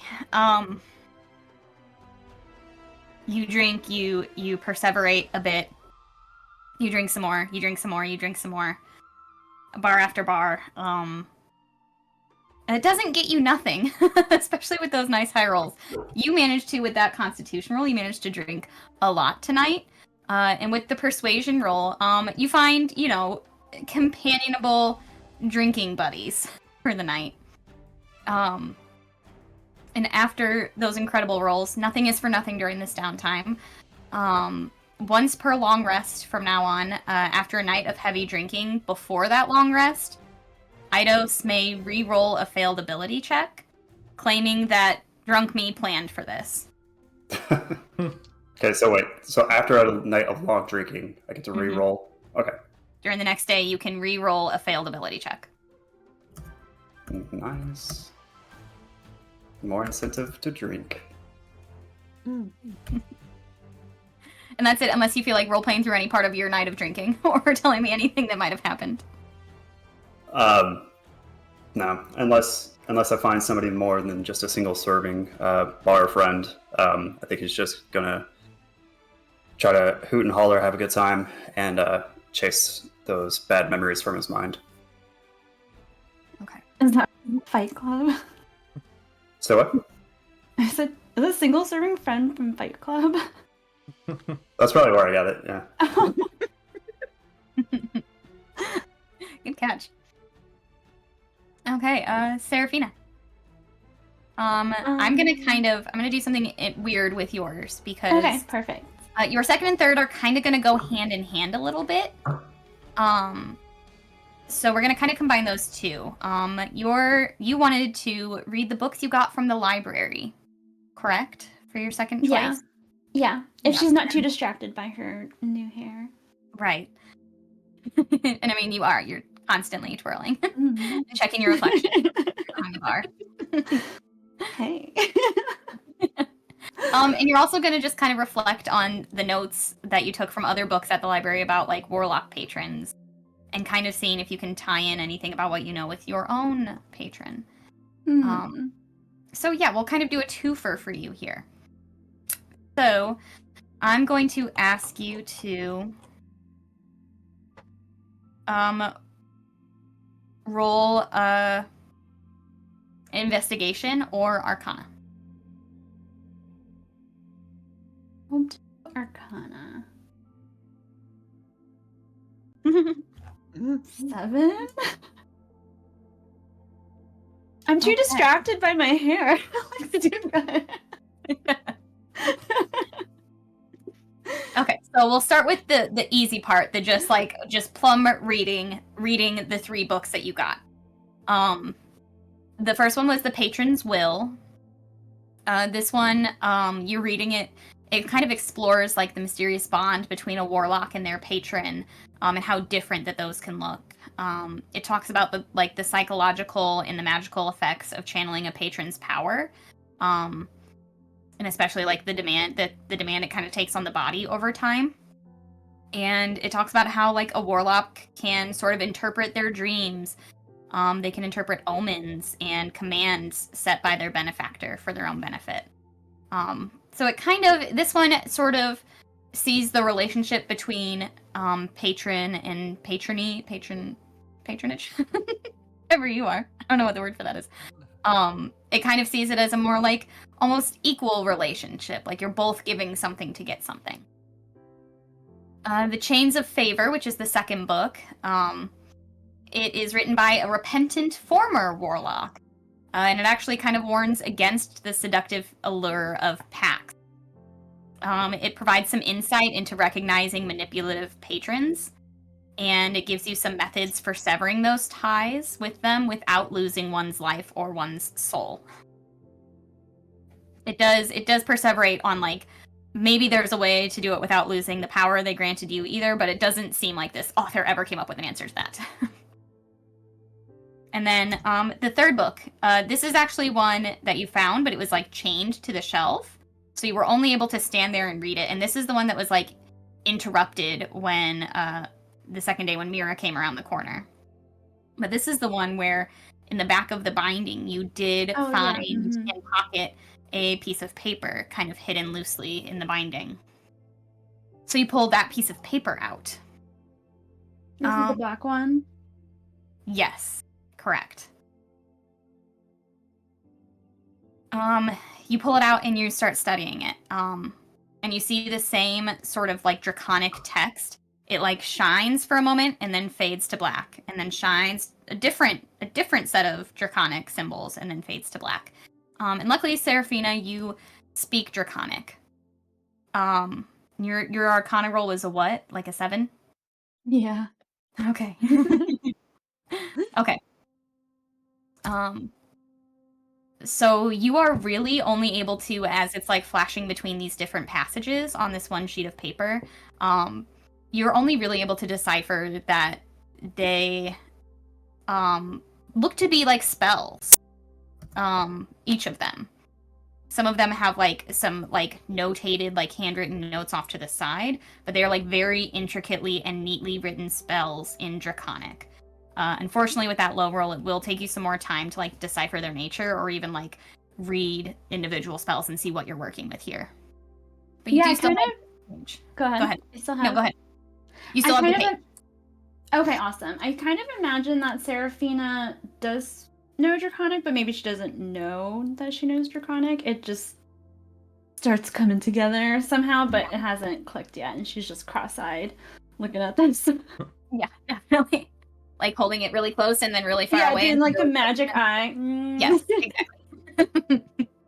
Crossing one eye, trying to see past the page. Yeah, you're doing all that. Doesn't seem to get you very far. Yeah, and when it comes to deciphering anything about your warlock patron, I'll let you decide. We'll actually get through the rest of this round, and I'll let you decide if you want to find a different way to look into that besides these books, since you rolled so low. You can focus on that the next day. Okay. So let's move on to unless Maraway at this point it's like nighttime, you know where Eidos is, he's at the bar drinking. You're welcome to Maraway. Go ahead and jump in with some of your conversations you want to have. Otherwise we can keep those held. Probably be a bit too drunk to have an actual conversation. You're welcome to hold it until a future round another day. I would imagine that as Killian was becoming back outside, Marwe would be like super geeking out over this horse that is quite obviously not from this plane. Essentially just like poking it, petting it, just like just overall amazed by it. Oh, I see you taking notice of my horse. Yes, he's quite beautiful. You said his name was Castledeer, right? Close. Casimir. Named after my grandfather, who held quite the prestige in the Protectorate of Oasis. So, please, you can call him Cass for short. Okay, I thought Castledeer was a weird name for a horse anyway, so that makes a bit more sense. Where did they come from? Well, sit down and I'll tell you a story about where Killian will regale Marway about what happened and how this horse came to be. I didn't know other people could do that. That reminds me very much of how I bring all of my friends here. And you said this was a horse that you knew as a child? Well, truth be told, I don't believe it's the exact same horse, but when it manifested, it took on the appearance of my childhood horse. Well, he wasn't as large as he is now when I was a child. But yeah, he looks just like the Casimir I had growing up. Marwe is just gonna be like almost like forehead to forehead with this horse, just like petting down his mane. And he's just gonna tell Killian, I think this is that horse. Sometimes when we have friends that we think that we lost, they have a way of coming back to find us. Really? You think it's the soul of the horse or something like that? I don't know for sure, but if I had to place my money, that's what I would say. I know that all of my friends came to me when I needed them, and this seems kind of like that. Well, I would defer to your experience, Marway, in these matters. You are the master of bringing your friends along with you in your journeys. I wish I was a master. To be honest, I'm still nothing more than a novice. But one day, perhaps. But until then, do not ignore that little smile you have when you see Cass. Don't think we don't notice. I think he's doing exactly what he needs to be doing right now. I think so too. And Killian will kind of join Marway in petting Cass and playing with his hair and all that fun stuff.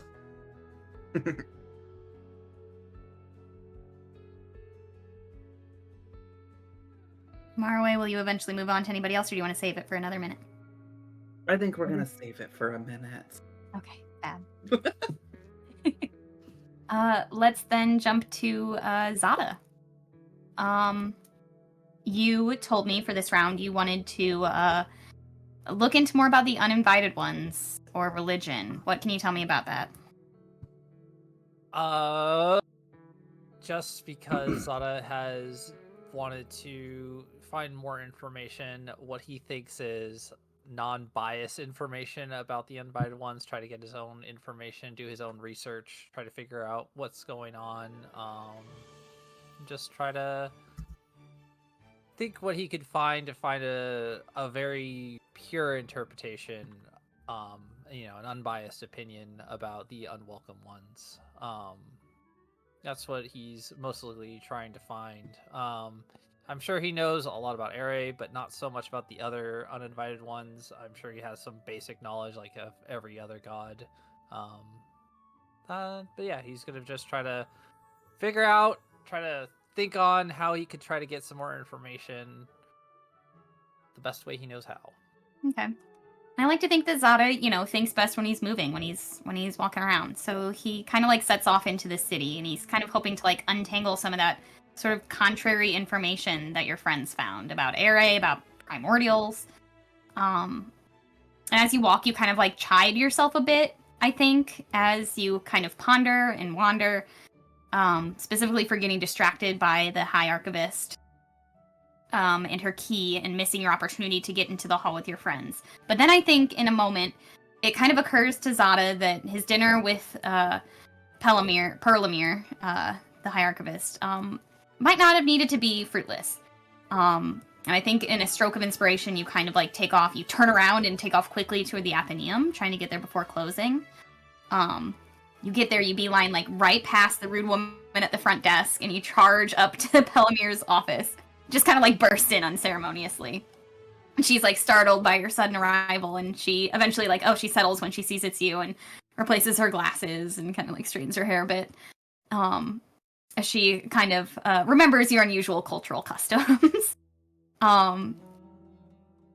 Yeah, and she asks how she can help you, and you, I think you ask her, if she could refer you to anyone in this city who might be an expert on, like, celestial history, or, you sort of, like, wink wink, the sort of history that might not be found in the Athenaeum. Go ahead and roll a persuasion with advantage, since you took that time to have a dinner with her and make this relationship a little bit. Oh, it's a 17 and a 17. And Well. it's a 16, so I have a -1. So Okay, still pretty good.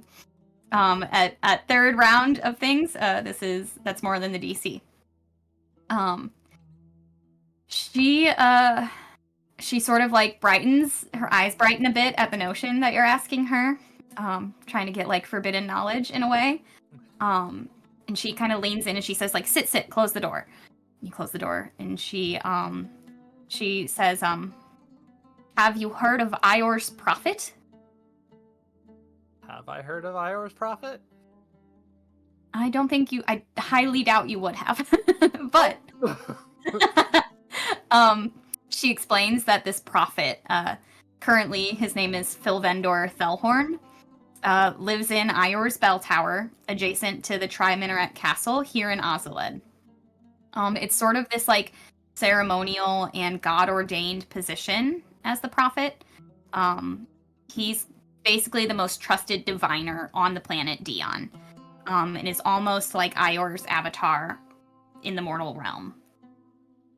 People say that the prophet can see the truth through time itself, and that those with the right recommendation and good timing are able to meet with him to have him answer questions of like great importance or historical value.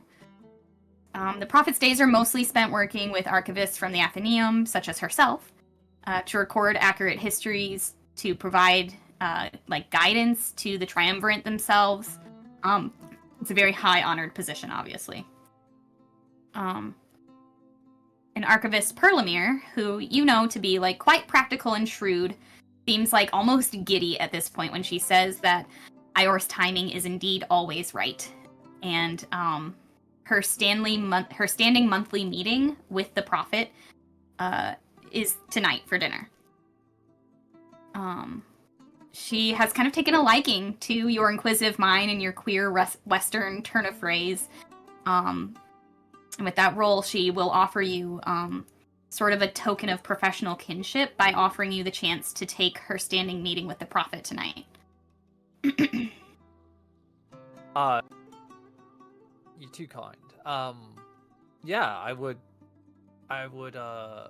greatly appreciate that. If that's all right. Any questions I had can wait until next week. You've given me far more valuable information about the East than he could, so let's call it a professional quid pro quo, and you can owe me a favor in the future. Yeah, of course. She begins jotting a handwritten note, and seals it with her personal seal, asking for the prophet's forgiveness for the last-minute change of plans, and vouches for you as sort of a cross-cultural scholar working with the Athenaeum. She hands it over, and then very, very gravely warns you against lying to the prophet in any way. He will always see the truth given time. Right. And she says, enjoy your visit. He's an interesting character. And she like starts to actually like close up office for the day because he made it there just before closing.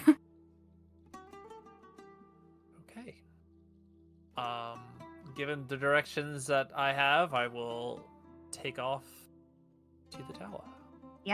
With her note in hand and pondering kind of what you're going to ask when you meet this prophet, you take out for Tri Minaret.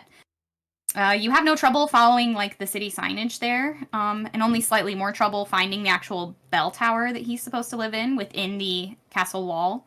But you do present your note to the gate guards, and one of them escorts you directly to the first floor of the bell tower and allows you in. And this bell tower is adorned on the outside with a massive gleaming silver clock. And you wait patiently for Zada. And eventually you're allowed into a very like warm, dark, sort of hazy, smoky office. Very much like very plainly adorned, nothing very distracting on the walls, like no real sense of like individual, but a very calming, empty space. And sitting in this like very comfortable looking black velvet armchair is an elf man of completely indistinguishable age, like to the point where you're like, is he a really young looking 400 or is he really an old looking 20? I have no clue. He gestures for you to sit in the identical armchair across from him. All right, I'll sit down. Before I sit down, I have a note here. I guess I'm taking your meeting spot today. I am Zada Stormmain of the Eastern Continent. I was told you could probably answer some questions for me. Probably some questions that, other people might find distasteful or, maybe a little forbidden. He gives you like kind of a shrewd smile, sort of catching the drift of what you're saying, and he says, most questions people bring me are quite unusual and uncomfortable, so that is not beyond the norm of what I usually deal with. I see that you have the good word of Perlamere, so please, my time is limited. Ask me what you will. Right. I guess I'll just kind of like shift through the papers that Eidos gave me and kind of like hand it over to him. He's like, well, I got this information, apparently from some type of celestial bear or something. I don't know. Anyways, there's just some information about I serve Ere, the goddess of war, vengeance, and all the fun things in life. But some people have been saying like she, took on the primordials and kind of like attacked them and so on and so forth. And it's kind of a weird thing that I worship Ere, but I also can like use elemental powers at the same time. So I'm just kind of figuring out how that works, or is that working? Yeah, I'm not really sure. He says, are you asking me for more of my just general knowledge rather than a prophecy? This is highly unusual, but I'd be happy to discuss, if that's what you want to do with your time here. I would like to get in a very... I heard that you kind of like, your god knows knowledge and wouldn't lie, and you don't seem to be one that would lie. I would just like to get a first-hand account of somebody that can peer through the veil of time and figure out what actually happened. And I would like to know these things. I can tell you what I have seen in the past, as truthfully as I have seen it myself. Okay. I have witnessed the wars on Dion that sundered the populations to extinction. Not something people are usually keen to hear, but such is as I saw. When it comes to, you say Ere yourself is who you believe you are blessed by? Yes. I cannot see on the celestial plane. I cannot tell you the moves of Ere herself. What I can tell you is the moves of Ares' followers during the war and since. Ares' followers, when it comes to the elementals, have shown a significant hatred or oppression. In the wars, it would appear that Ares commanded her followers at one point to fight against the primordials and their followers and the elemental beings who gain their power from the primordials. I have never in my time of wading through the waters of eternity seen an elemental whose power was not born from the primordials themselves. I have not seen a celestial worshipper show the same elemental powers that, for instance, a Genasi born of the primordial blood themselves shows.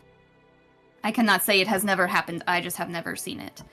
So when it comes to your question about asking the nature of your powers, I would be highly surprised, and it's quite difficult to surprise me, see, if Ere herself was able to grant those powers.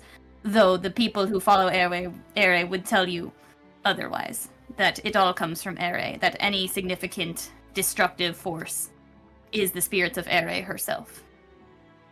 I cannot tell you what I don't know, I can only tell you what I do, and if you are wielding fire and wielding water and wielding earth, well, the primordials themselves I watched build the fire and the earth and the waters that we all depend upon. Does that answer your questions? I mean, it does answer questions, but gives more questions, as it seems. As most questions seem to do, as it seems. Like wisely put.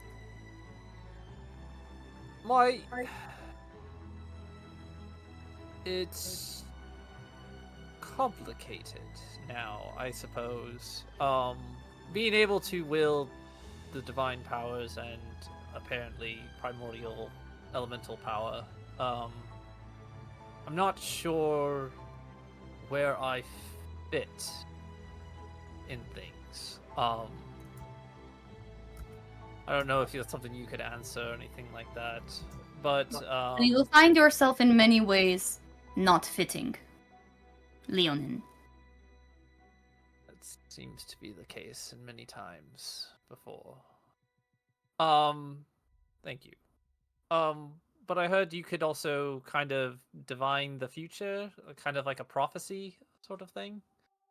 Indeed I can. This is the skill that has been gifted upon me from Ior himself, and has saved a kingdom or two, a time or two, in my life and in the lives that came before me as the prophet.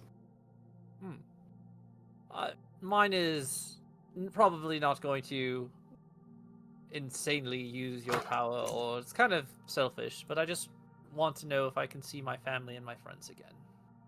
Will I have that chance?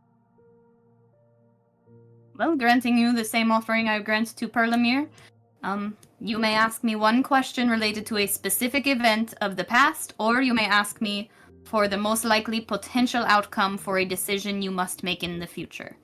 So if what your question is, if you continue on this path that you walk, will you see your family again, or your friends from home again? Then I will commune with Ior briefly. It could take anywhere from a few moments to a few hours, but when I return to the present moment, I will answer with all clarity what time has granted me to see. Is that what you ask of me now?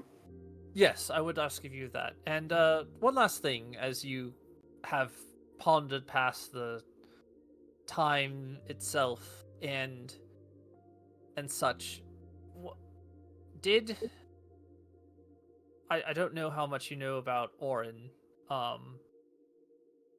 What did he follow the unwelcome ones? Did they bless what he did to the people around him? You speak of Emperor Orinithia? Yes. What was the question? Repeat it for Kara. Kara is because we've noticed about a lot of the artifacts and relics and stuff like that with the unwelcome ones. Did the gods themselves bless the actions that he did? Again, I cannot see on the celestial plane. I cannot know for certain which god did what. It did appear that Orin was an open worshipper of several of the uninvited ones. It appeared that many of the moves and choices he made were based upon their guidance and their counsel.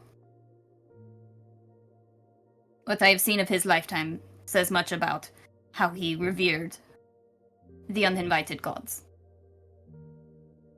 Huh. Can I was told not to lie to you, and I don't want to lie to you, nor do I feel like I need to, but I do give a warning.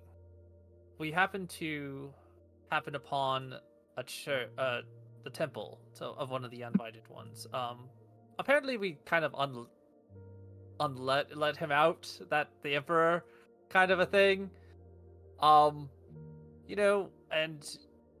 as a worshiper, as a person who can see the past and know what's going to happen, I'm sure you'll figure it out yourself. But yeah, I thought I'd kind of save you the time and maybe try to prepare. My people don't want that to know that's happening, but I'd rather have people prepared in case things happen. And it would be good if you wouldn't say that I gave you that information, or maybe you could just, say that you looked upon the time of saying that. But at the same time, I think people should realize that there is a threat, and you should prepare for it. I thank you for this warning. I will take the time it requires to wade the river of Orin's life upstream to find the nature of his, you say, release from whatever cage he was in. Yeah. I will be transparent. I was curious why he disappeared, and I have looked and seen exactly what happened with him and this archangel of his. Yeah. Interesting to know that tides have changed. And I thank you, and I will prepare the triumvirate accordingly without implicating your involvement, perhaps. That would be great. Yeah, and if you could just do that, whole commune thing, that'd be great. Yeah, sorry, didn't mean to let him out. It's kind of a haphazardly thing. But, No need to explain, I will see it all in time. There you go, see? Perfect. He says, you are welcome to wait here. There is a water pitcher outside of the door if you need it while I commune. Hopefully this will not take me very long, as what you ask is not so complicated to follow the path. However, there are many decisions that could affect the outcome of what you ask of me, whether you will see your family again. So just know that what answer I come back with, I could only follow one river of time and decision-making. And there are many laid out before you. Of course. And he, leans back, settles his arms on the armchair, in a very, practiced, meditative stance. You almost hear him, humming to himself to kind of, clear his senses a bit. And eventually he goes very quiet and, deathly still. And he appears to be in some deep, deep, deep trance. And it takes only 1 hour. And eventually he comes... If Zada drinks the water, can he drink it like a cat, in the pitcher? Yeah. Dip a paw in and then paw. That's what he's doing outside. No, he uses his elementalist power to just make it into a little ball of water and just takes it. He just pops in his mouth. Yep. Perfect. Okay. He comes to. And he says, Zata Stormmane of the Leonin, you have many, many rivers of time and choices laid out before you. I followed the one in which you remain with your current companions. I see you possibly making it back home, and I only had time to look down one timeline. There are many, many, many places wherein your river branches. There is a way for you to go home again. I'm sorry I cannot give you more. It is a broad, broad request of what you ask. The future is ever changing. Of course, I just wanted to see if it's a possibility. It's a kind of a thing to look forward to, a homecoming. And this is what keeps me employed, frankly. People need hope and a bit of a light at the end of the tunnel kind of situation, so I'm glad that you find some comfort in it. Thank you. I'm sure your prodigious talents could be used for something else other than that, but I thank you. I humbly thank you for humoring my small task. It has been enlightening to meet you, Zata Stormane. I hope our paths cross again. If I would say if Eri wills it, but I guess if fate wills it. Now you are thinking like a prophet of Ior, my friend. And he gestures to the door and sort of he looks pretty worn out. It looks like this act takes a toll on him. He looks tired and looks older at this point even. And bids you farewell, respectfully. And I will head on out. Okay. As you go back, we're going to jump back in time a little bit if Bula requests it, because Bula is another one who requested relationship building during this round. So Bula, you have the opportunity to talk to up to any four of your companions. You can use these now, or you can use them, another day in this process, during another round, whenever you see fit. Okay.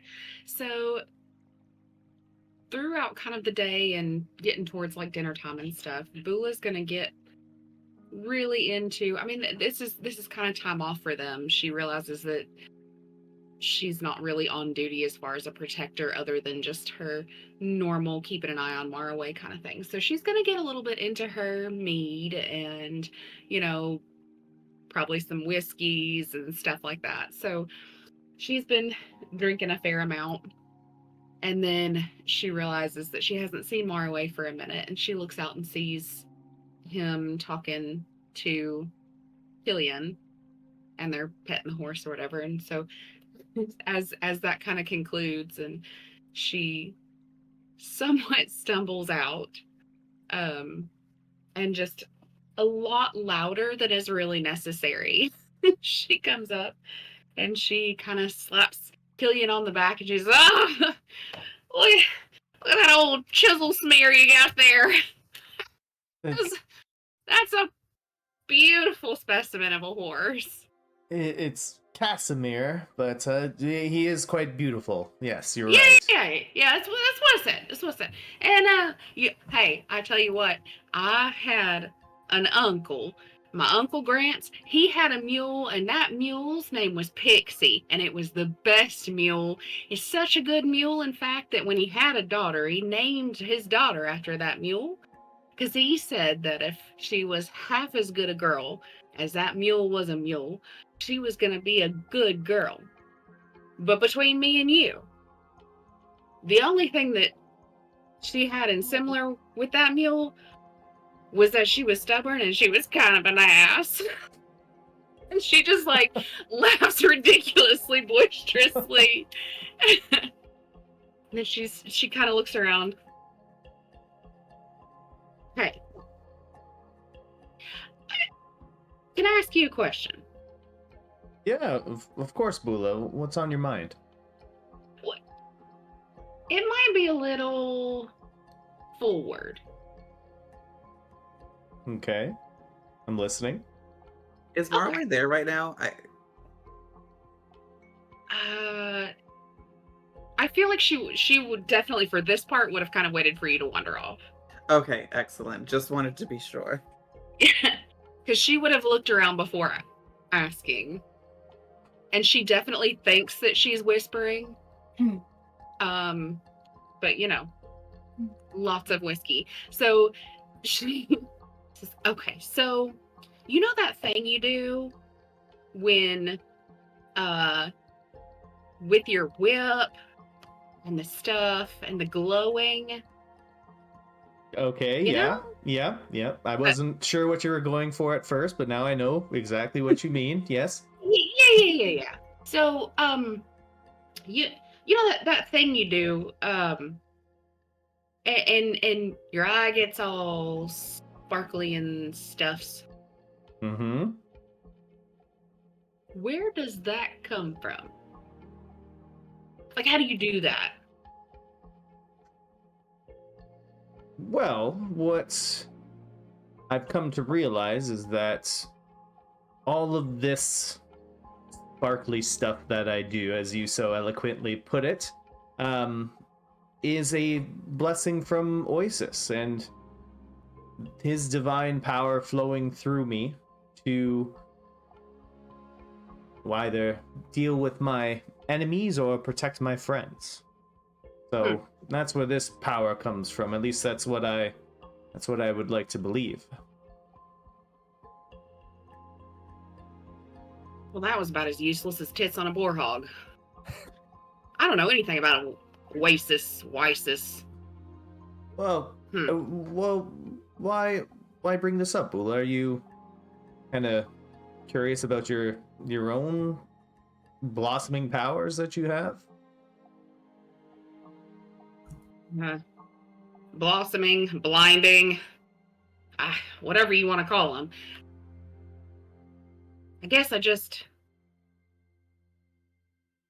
don't know exactly where they come from or why, or I mean, I've been trying to get a handle on them a little bit because, I figure if it can do some damage, then I definitely want to know more about it, get some experience with that.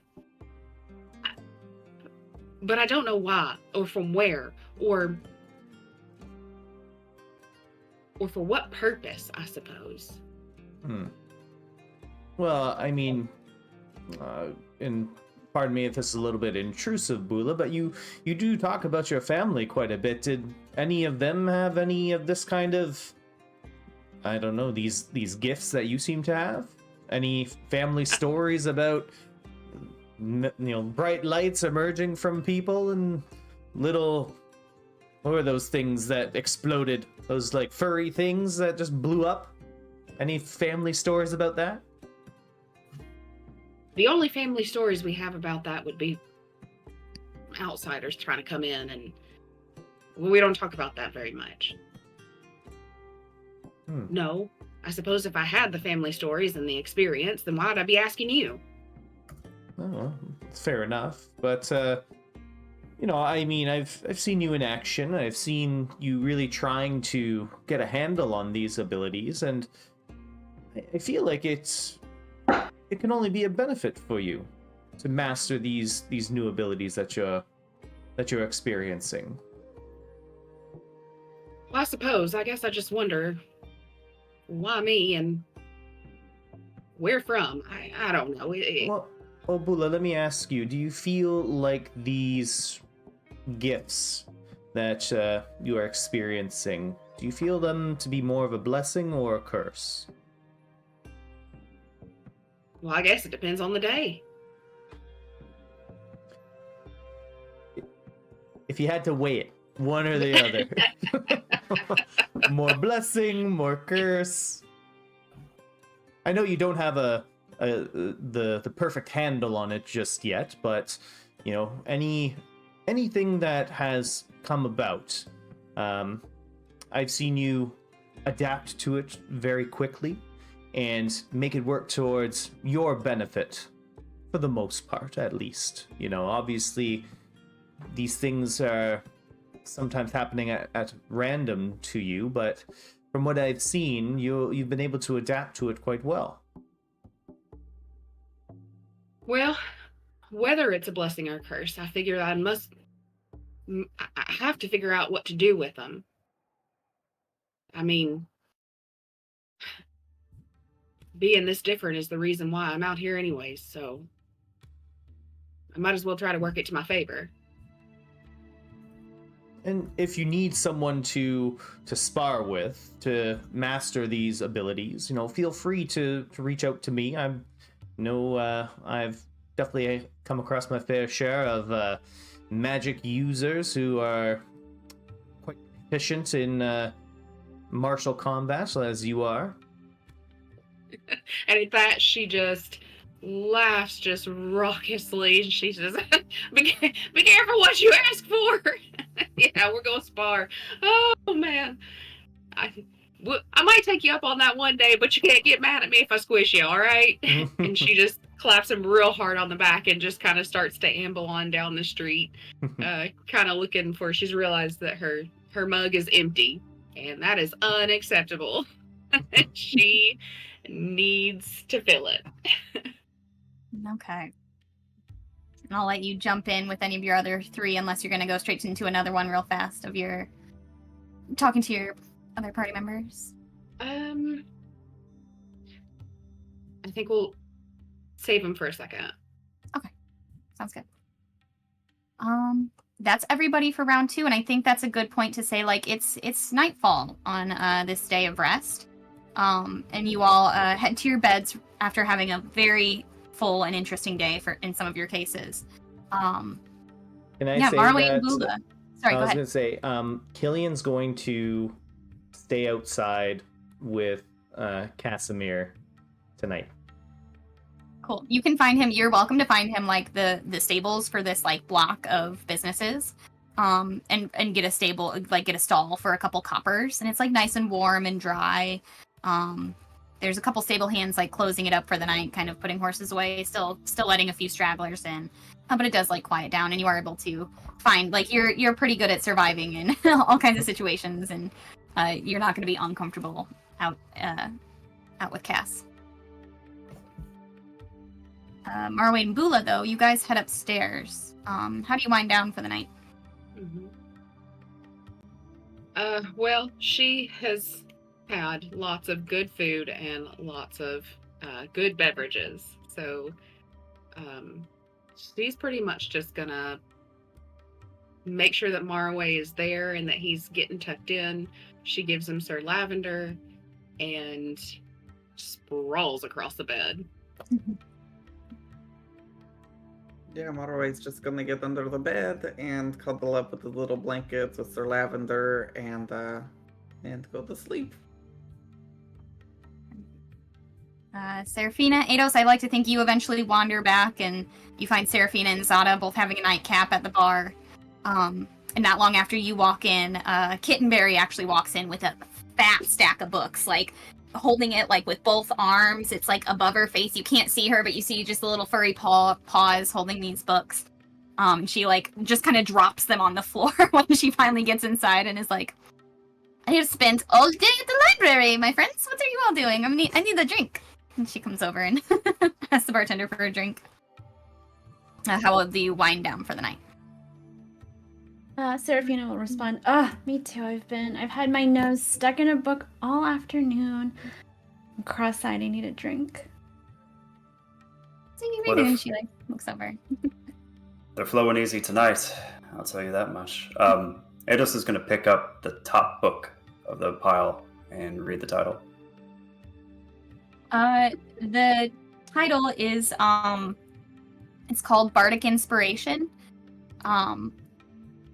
And it appears like just from looking at the cover, and like the size and the density of it, it's kind of like textbook size. And it's fairly easy to surmise based on the cover that it is like a bardic's, like essentially like spell book kind of thing, like sort of a bardic, a training manual, if you will, for utilizing the magic that bards innately carry with their performance. So interesting, and gotta toss it back onto the pile. Go sit at the bar with the others.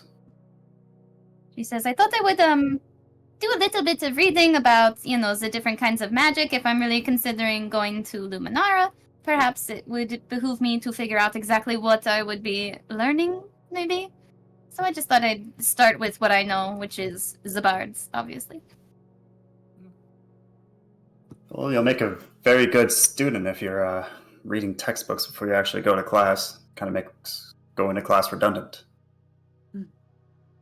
Well, the issue is I haven't actually opened up any of the books yet. I just sort of grabbed them and left. Do you know who might be helpful? Seraphina's gonna grab the index that we stole from the Hall of Echoes, and she'll say, I think this will help you just get a quick summary of all the different types of arcana that you might be interested in. Her name's Dexy. See, you are quite She naughty. likes This it. is not supposed to be outside of the Athenaeum, I think, but I love it. I will use it if you will let me borrow it for tomorrow. Oh, of course. My good friends, thank you so much. And she has like she downs a drink and then is like, I really must go up to bed, so I am so tired. I will see you all tomorrow in the morning. Good night. Good night. Whiskers away. How do the rest of you kind of wind down for the night and find your beds? Heavy drinking, and Zara probably will just end up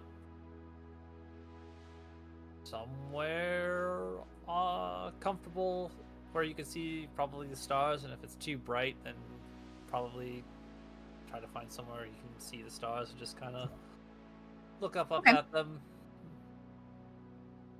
Okay, I'd say the roof of this establishment, like while it stays busy in this part of town for a while, it does eventually get dark enough that the stars come out as the streetlights kind of burn down, and the real like witching hour begins of dark and quiet and sleep. And it's a flat top roof building, so you could make a bed up on the roof and sleep there comfortably. Probably do that. Sarah, you find your rooms in turn eventually. Yes, Serafina will eventually stumble up to bed and just admire her hair, give it one last swoosh in the mirror, and then she'll fall asleep looking at her new bracelets, and she'll like twirl it around on her wrist before going to bed and snuggling up with Glitterbell. Very cute. And Ados will buy a nightcap bottle of wine to take up to his room with him, and he'll also just get ready for bed. Okay. Alrighty. Let's get right into the next day then. Although in Maraway and Bula's room through the night, Bula, you hear the familiar tell of Maraway having another one of his nightmares. He's been getting louder in the night, with the thrashing almost speaking to himself in another language, most of it. Bobby, what do you think it would look like as Bula recognizes for the first time that she's seen almost like what appears to be some sort of like sleep casting of magic come from under the bed? I would imagine that it is almost like a glowing purple, like his traditional color purple coming from under the bed. And if she were to look under, she would see that he was completely off the ground, and his nails actually cutting into Sir Lavender, ripping his fabric. As magic swirls around him. So she sees kind of the purple glow, and it wakes her up and startles her. And she's, ugh! And then she kind of sees the glow, and her first thought is that that it's not coming from him, that it's coming from something that's attacking him. And so she immediately just kind of rolls off the bed straight onto the floor and kind of puts her hand under there. And that's when she notices that she puts her hand under there and it goes under him, not on him, and he's off the floor. And she's kind of, squints and realizes that the light is emanating from him. And is he, besides clutching and almost tearing Sir Lavender, what does his face look like? Pain. Tears. It would be a mixture of fear and pain. Mm-hmm. So she can't quite fit under the bed, but she's gonna stay on the floor, just gonna reach up and like grab a pillow and pull it down with her, and she reaches under as far as she can, and she just kind of grabs him where he's clutching the bear hard. She just kind of puts a hand on his wrist,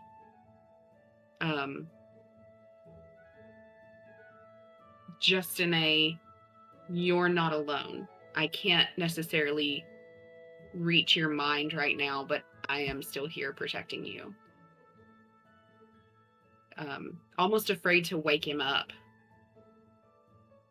Almost afraid of what would happen if she woke him in this kind of state.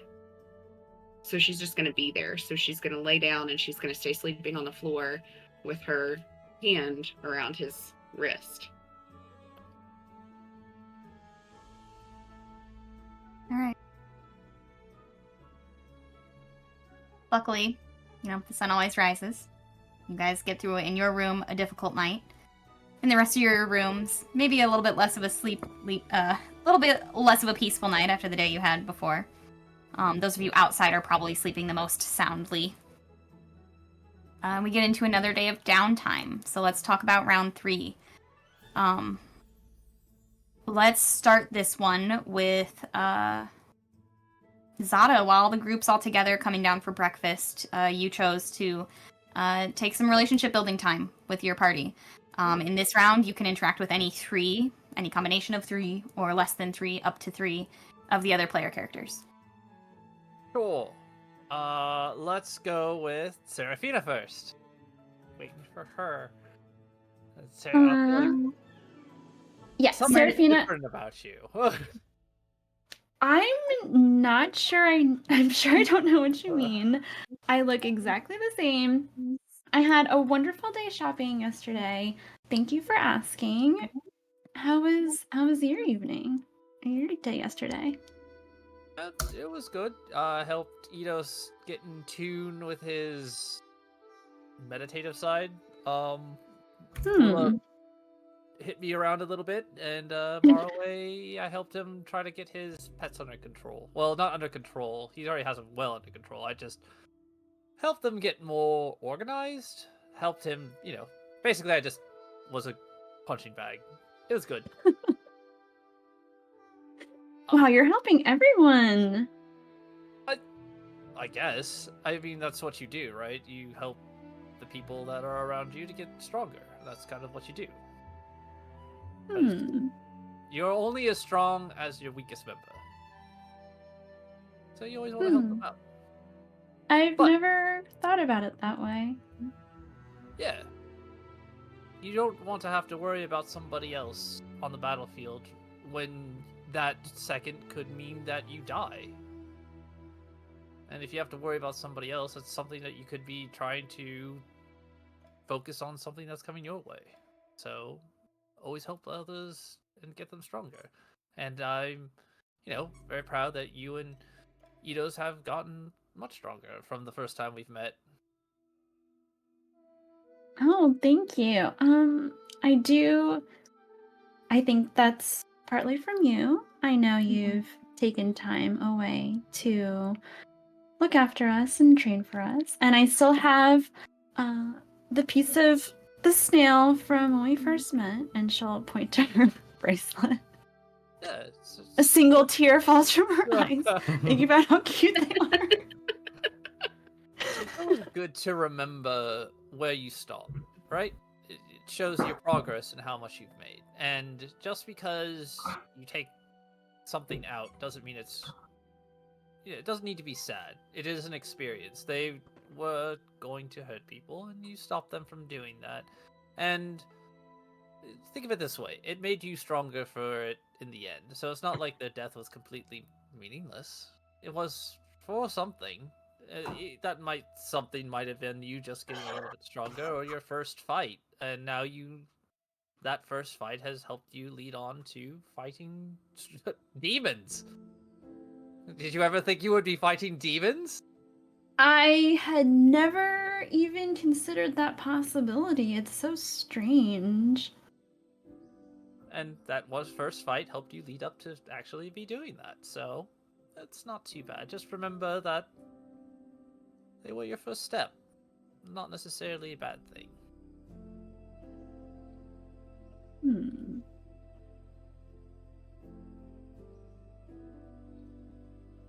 So, I have to know. How's your lion love doing? I have no idea what you're talking about. But if I were to know what you're talking about, I wouldn't know because I haven't talked to them since I left home. Oh, do you have plans to go back? Is that why you want to go investigate the UNT to see? There's maybe a possibility that you might see your line live again. The possibility of seeing any parts of my family again is why I would want to go, and that's kind of what I'm not trying to be really hard on you, and I'm not trying to say what your decisions are bad or not, but I'm trying to let you know that going to a continent very far away, me from the eastern and coming here to the central, I don't know if I'll ever see my family again, and I love them dearly. And I may never see them again. I may die before I get to see them again. Or my friends. I'm just saying, if we go there, you're going to be doing the reverse of what I am doing. And there's a good possibility you may never talk to your parents or your siblings ever again by going there. And it is not an easy journey, and if we go there, it is a good possibility we will be fighting things far stronger than we have fought before. And I don't know your circumstances, and I don't know your things of what you have going on with your family, but I just want you to know that it's probably, and I've said this again, it's maybe the only time or the last time you may ever talk to them again. So maybe try to figure out, is it important enough to talk to them, or just are you okay with never speaking to them again and going to the continent? Like I said, I don't know why you don't want to talk to your family, and your reasons are your own. But yeah. Careful, because you never know when's the last time you may ever speak to somebody again. I think when you put it in that way, the reasons why I'm trying to avoid my family do seem slightly smaller than they were before. That's all I can really ask. And if you need anybody to talk to or discuss why those problems, I'm here. I'm not going to judge you. I don't really have any reason to. You're my friend. And I'm willing to listen to whatever you have to say. And I'm not going to judge you for whatever reasons are. I mean, Kittenberry over there says her parents are terrible, horrible people. But again, I can only say that for that, it's kind of hard for me to understand, like, never speaking to my parents again. And I don't have any siblings, so I don't know how that is. But being able not to be able to see my father and my mother again is, I guess, depressing would be the most of it. It would be very sad if I never saw them again or talked to them. I didn't leave on bad terms or anything. I just kind of left. So I feel like you may have had the same thing, where you just kind of left without really saying anything. And for me, that's I guess kind of a regret. I did it for a reason, but it does seem like maybe, is that reason really worth never have said really goodbye to them? Is that worth it? I don't know. To me, I don't think so. I don't know what yours is, but yeah. It was never my intention to never see my family again. My family is very kind and gentle, but their expectations are very high. And I think our journeys are a little more similar than we might initially think. I know that you're here trying to find opportunities to grow your strength and come back to your family stronger and better. And I'm looking to do the same.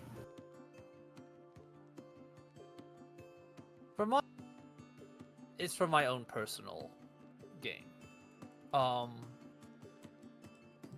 Yeah. I don't think they expect anything of me. It's my own expectations. And maybe I think you're doing the same. I think you're putting a lot of expectation on yourself.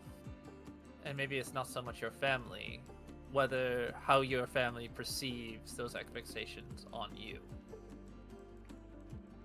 And maybe you're kind of the person that's putting all that kind of pressure, not really them. At least that's how it is for me. I'm not sure. I think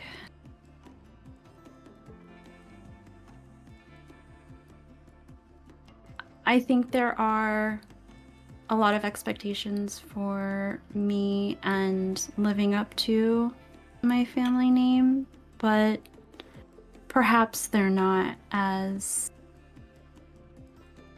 pressing as I have it in my head. So perhaps there's some truth to what you're saying. I think you're an amazing person, Serafina, and you've come a long way. I think you could still go further, but you've come a long way from the girl that we first met. I mean, you went in a sewer. Willingly. Well, not so willingly. I but think you did getting in the willingly. sewer was the biggest step. It was a good one, and you made friends with a creature. That was something. Well, So. she liked being clean too. I can relate to that. I mean, you see through that, and yeah, I don't know the reasons why you feel like those expectations are, but again, I understand expectations and feeling that you have to meet up to them, and I'm always on your side. I appreciate that. Yeah. And since you seem to be obsessed with the ability of my lion love, I'll let you have. I'll give you a deal. How about this? If you talk to your family, I'll tell you about them. Oh,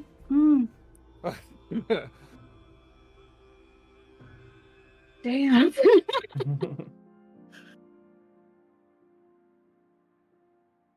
That is very tempting. Well then, that's something to think about. Is it is that information worth it? Go talk to your parents and kind of discuss that. Okay. All right. Hold on. All right. So if I talk to my parents, you're gonna tell me about your lion love. But if we go to your home, you're gonna point them out to me. I'll point them out to you if you tell me why you're so dead set on your. Like, what is causing you so much anxiety for your family? Because this is a major anxiety problem for me, so it's only fair. Why? Hold on. What's the question again? I'm sorry. What's giving you so much anxiety about talking to your parents? And what are you hiding? Like, obviously there's something you're not telling us, so I'm not telling you about my lion love because it's a very personal matter. So I think it's a fair exchange. I think you're changing the scope of the initial offer. You are a counter. I will point out this person. This is a very personal matter for me, something that is All right, very, okay, okay. painful for me. But All right, I am everybody calm willing down. to do it. No one is paying attention to you guys. Everybody calm down.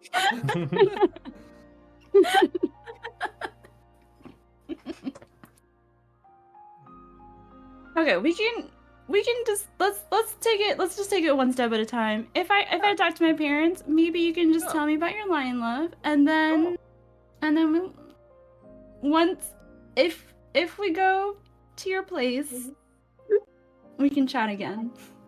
You can chat again? Yeah, we'll chat that's again. fine. I'm just letting you know that it is not something I easily talk about. And it is something very difficult for me.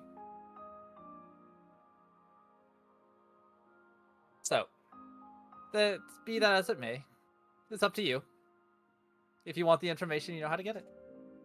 I certainly have a lot to think about. Good. I would like to point out that we've made deals with devils, and that quickfire deal was like the most exciting and like compelling deal that has been made thus far. Real stakes. Yeah. I feel like every one of us was like, We're all jumping to sign on to that contract right there. Yeah. tell me what I have to do to be in on that. I will do it. Incredible. I'm gonna be bringing that up in the future for sure. Okay. Let's jump over to Killian. You wanted to do your protectorate thing around the city this round. Yeah. So, while Killian spent the night outside in the stables, he woke up to Casimir not being there. And looking around the stables, there is no sign of like Casimir walking away or anything like that. So Killian wakes up in a little bit of a panic, looking around, yelling out for Casimir. And the first thing he's going to do is kind of take off towards the place of worship where he was yesterday. And as he's running and like full on sprinting towards this place, that like adrenaline almost kicks up. The feelings that he remembered from yesterday of his dear horse Casimir just kind of fills him up and wells inside of him until rather unknowingly those same kind of sparkles and stars start coming out of his eye, forming the constellation of the horse and forming it into Casimir right in front of him. And then once again it catches him off guard as he almost like runs into the ass end of Casimir who's in front of him. And he just grabs onto him and just hugs him around the neck. Just breathes a sigh of relief as taking stock of the situation, calming down a little bit. He still does want to head over towards the place of worship for Oasis and see if he can do what he intended to do this morning, which is to kind of help out around the city where he's needed. And he figured probably the Temple of Oasis is probably a good place to start to maybe look for people that might need some aid. Yeah. You take off into the city. And even as you just head toward the sanctuary, you're running through kind of like your internal Rolodex of pitfalls of any major given city. And I mean, just doing that action, just that familiarity of all of your studies and years of training, you start to just kind of naturally notice things that would probably need to be done. You've learned that the city is home to like very wealthy elites, as well as a massive working class population. Gemstone miners, sailors, dock workers, merchants, all these different people who have to keep a city this size going. You are able to, and you find a job board, or sort of like a needs board, sort of a community resources board, at the sanctuary, and it reflects exactly what you know about a city of this size. Some of the things that appear to be needed. Ozuled's seaports are located on the Torin River Delta that lets out into the ocean. The city is intersected by lots and lots of canals that you've seen, such as the ones you saw kind of snake around the Athenaeum as sort of a moat. Wealthy traders seem likely to prioritize major port upkeep, as like the busiest seaports you've seen are like pristine. The land around them is very well kept. But smaller canals and some of the residential waterways appear to be pretty clogged or neglected. So Killian could take the time to help laborers clean and reinforce those waterways. Another option you have, a passerby you make small talk with kind of points out the view of Mount Bela. They describe it as sort of a dormant volcano, excuse me, worshipped and mined by the Emberguard dwarf clan. And while you hope their description of the volcano being dormant is true, you were raised to always be prepared for the worst case scenario. So you go to the neighborhood furthest west. You could find the place like kind of closest to Mount Bela and help them set up an emergency response team for potential eruptions, storms, earthquakes. Or a third option you have here, the Great Athenaeum and the Zoxwani Institute, which is sort of this city's college, cater to very elite scholars, but you now know that the common folk seem to lack access to education. You could potentially seek out neighborhoods with the lowest access to education and offer to take them to get library cards, as you did with Maraway. You could help them establish sort of trade-based cooperatives of study and apprenticeship programs that would sort of open more doors for them. So those are some options that you would have. What would you like to pursue? I think Killian feels like his talents would be best suited for helping the dwarves and the Mount Bela, preparing for emergencies, things of that nature. Okay, fabulous. Yeah, this isn't one you need to roll for. That's how you spend your day. You do earn yourself through this day of labor. You earn yourself advantage on persuasion or deception rolls with any of the Emberguard dwarves living in the west end of Ozuled. All right. And I'll also make it a point to say that Killian has had his eye patch on the entire day, trying his best to mask any defining features of himself, and he'll also make it a point to not introduce himself under the name Killian. He'll use an alias for the day. You as your alias or a member of the Protectorate with the significant regalia would have that advantage on those roles with this group of people. Very nice. Bula, similarly, but different, you wanted to earn some money. So, Yeah. I think you set out into the city to find any odd job that could get you enough coin to cover your next few meals. You're able to locate a job board where you can choose from a few options that seem to be right up your alley. You can choose from any number of the jobs below, but taking more than one job will cause each subsequent job to roll with disadvantage as you get tired and hungry from the labor. Okay. So I'll go through all four and you can tell me which ones you would like to pursue. So the first one is Ship Construction Assistant. Rorora's Vesselcraft is seeking laborers for the sanding, hammering, and lifting of materials for ship construction.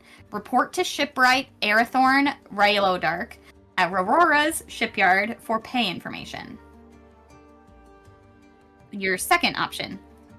The Emberguard Mining Company seeks skilled workers in good health to reinforce tunnels in the mine and clear out collapsed passages. Pay will be determined by square footage of work completed. A third option, Cannon Loader or Siege Equipment Tester. The Honored Navy of the Triumvirate require extra hands to test ballistae, cannons, and other large weapons. Testers in good standing might get to open fire one in the process. Ooh. Yes. So those are the options that are listed on the job board today. Like I said, you can take one, you can take any combination of the three. But after your first job that you take, the others will become harder. Okay. Well, she is automatically gonna play with big guns. Like, hands down, no questions asked. But she will probably, because I feel like that doesn't sound too taxing, she will probably then see if they still need help at the shipyard. Okay. So you're going to do the siege tester first, the equipment tester first, and then the shipyard second? Yeah. Okay, fabulous. So go ahead and roll for the cannon loader or siege equipment tester. Roll strength, and then roll persuasion for me. Okay. So, where are we? Okay. All right. So strength is going to be 18, and then you said persuasion. Mm-hmm.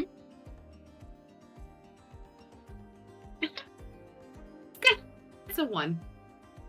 Not a nat 1. Just a 1. I have a negative 1 on persuasion. I rolled a 2. Okay. It's not a nat 1. That's helpful. Okay. So that puts you at... Okay. So you do go, and you are able to earn 2 gold pieces. Unfortunately, even with a dirty one, you're not necessarily in good standing. You get sent home a little early due to like a lack of discipline and decorum. But you did get to see some really cool giant weapons, and kind of see like what technology the navies and the armies are using these days. Fine. Okay. Your second job that you go to, the construction assistant, go ahead and roll strength and then, or strength or dexterity, one or the other. Oh, definitely strength. I'm gonna throw this dice. So that's gonna be a 6. That's 6. Wow. And unfortunately, because this is like your third priority, the DC was big. So with a 6, you earn a gold piece for a day of labor. Yeah. Nothing impressive. There's that. Did you roll with? I'm not even gonna make you roll with disadvantage because you already rolled. I mean, so low. I rolled a 2, so I mean, Can't really get much lower. Do you want to take a third job? Just got sent home too early. She, I guess, might as well because it seems like she's getting sent home pretty early. There's time in the day, and she has not recouped the money that she spent on whiskey last night. Yeah, I think that's accurate. You're paying too much for whiskey too. Right. Okay. You go to try and help out reinforce the tunnels in Embergard's mines. Go ahead and roll strength and then roll constitution. Okay. Better. Okay, 16 for strength. Okay. And then you said for constitution. Mm-hmm. She just sees Killian there inspecting her work as she's putting up the mines with the dwarves. 18. 18. Okay, awesome. That's super high. You are paid 5 gold pieces for your day of labor in the mines. You do not have to go home early due to dust inhalation. So you managed to get a good day of work. All right, fair. Okay. She just had to figure out where she was best needed. Naturally. Ados, you said this round you wanted to try and gather some recent news or rumors about your home. Is that still accurate? Yeah, I'd say so. Okay. I think once he wakes up from his drunken stupor, he kind of realizes that he has some things that he needs to clear up. Some things he's obviously worried about. So he's just going to try to see if he can get any information about what's going on back in Pravos. Okay. So I think he got a map of the town from somebody when he was trying to identify those files.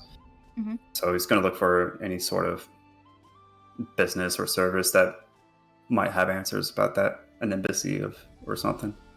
Okay. Roll. Using the map will give you advantage. Roll investigation, persuasion, or deception as you work your way through the city trying to find an appropriate place to find info. Okay.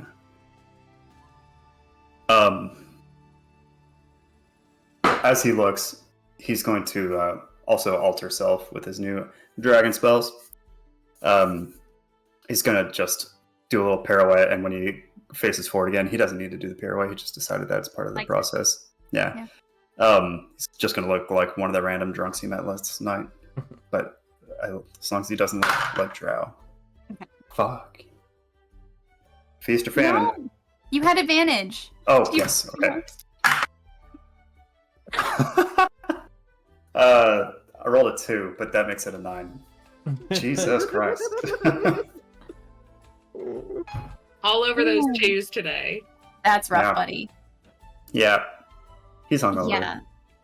Yeah, you're hungover. You ask around, no one, unfortunately, with that roll has news about the Oran Empire. Actually, Especially not your province. I'm hungover. I guess I can't roll again, can I? I mean, it said you can re-roll any ability check, so yeah, I think you can roll it one more time. Ha! That's crazy. Dirty, filthy 20. What a dream! You and those Hey. rerolls today. Hooray for drinking. Yeah! Drinking. Good things so do great. come out of drinking. It's the best. Binge drinking. Wow, that changes everything. Okay. Ados, I like to think you do what you do best. You strategically place yourself at a bar that you found in a part of the map, a neighborhood on the map that has like a more elven name for the neighborhood and like elven street names. You find a bar there and you position yourself where you're able to kind of like listen in on different conversations and keep an eye on the door, who's coming and going. And sure enough, in the crowd of elves and half-elves who seem to frequent this place, eventually a family of drow come in for a meal. A couple parents and 3 young kids. I think Ados probably like buys the parents a drink or something and sends over a plate of like fried sweetbread for the children, just to kind of make it a quick introduction. And greets the family, maybe in the language and accent of home, or are you trying to be more deceptive? If I'm trying to connect with fellow Drow, then I definitely would get out of incognito mode, which requires a reverse pirouette. I think you like spin on the bar stool. Yeah. And as a step off, it just looked like myself. And yeah, so I don't know if I would be upfront about me being, who I am, but definitely from, that neck of the woods, just asking for information on home. Okay. Yeah, the food goes over first, and then you make an introduction and let them know that you sent it over. The mother invites you to sup with them. They seem to warm to you quickly, hearing the accent and the language. And she kind of gushes at you for a moment about how happy she is to be speaking in her mother tongue. Eventually, the conversation sort of naturally turns to home and to politics. She tells you that their family just arrived in Arendriel a fortnight ago, and that when they left Sel Sayila, the city, which is like the capital city of the Oran Empire, the city seemed to be recruiting soldiers a lot more adamantly than usual. And the harbor that they themselves left from to come here had some 50 brand new naval galleys just docked. And it appeared more were being built. You also, with that dirty, filthy 20, you kind of finagle the conversation into your specific region. You just ask like, oh, well, I have family back in so-and-so and I haven't heard from them in a while. Can you let me know, what have you heard about that? The husband mentions that his maternal grandparents are still back there. He has cousins back there and who live in that area, actually. Sort of from like Bear Peak, which is in your province, not quite your home city, but logistically nearby. And he says that the last time he exchanged letters with that cousin, that the mountaintop keep in Thariushali has stopped running the skylift to the keep. which is your home, which has greatly reduced the general public's access to the Lord's audience. I'll ask him if there was any speculation as to the reason. They sort of look at each other and shrug. Let me roll something real fast. Okay. The father sort of like leans in. He says, if you want to know something really crazy that I'm not sure that I even believe, my cousin mentioned that the rumor has it that Empress Teresa was seen leaving the capital city in a hurry with her whole court. You didn't hear it from me. Interesting. I don't know that it's... that's not firsthand knowledge, though, so I don't know.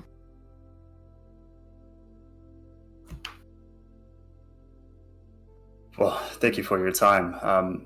It's always good to hear about home. Apparently, things are moving and changing there. Isn't it good to hear about home when we're not there living it? Yeah, that's usually how it goes. Seen better days, but it is still home, certainly. Indeed. They cheers you, and you finish a meal with them, and talk steers away from home. Okay. Marway. You wanted to learn how to make some potions, perhaps? Yes. Okay, beautiful. I'm gonna have you roll either medicine, nature, or arcana, please. Well, it's always gonna be medicine. Naturally.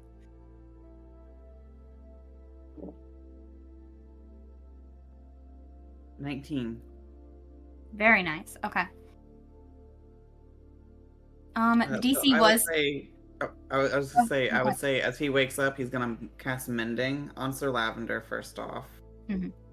And then I guess he's going to find a mentor, maybe? Or are we just doing this freehand? I think with Marway, you feel quite at home in a swamp. And you've come to realize this city is in not quite a swamp, but in a land of jungle, a very, very wet jungle. And I think Marway's first instinct would probably be to go on a hike, and get back out and kind of commune with nature itself and see what you can recognize and what kind of plants are familiar. I think Marway has a pretty extensive working knowledge of plants and medicinal herbs. So unless you say otherwise, I think Marway would be able to manage this on his own, especially with that role. Yeah, excellent. We'll do that. We'll have Siege, Huthermer, and Eden accompany him on this nature hike. Okay, why don't you roll again, and we'll use a help action from them as they help you find some herbs. And you can take the higher of the two rolls. Whale, that's gonna turn it into a 26, but just for fun, we're gonna take the +2 from Eden to make it a 28. Why wouldn't you? Why not? That changes things drastically. Okay. So, you are out and you are in your element collecting different plants. You find yourself looking at very familiar wetland plants.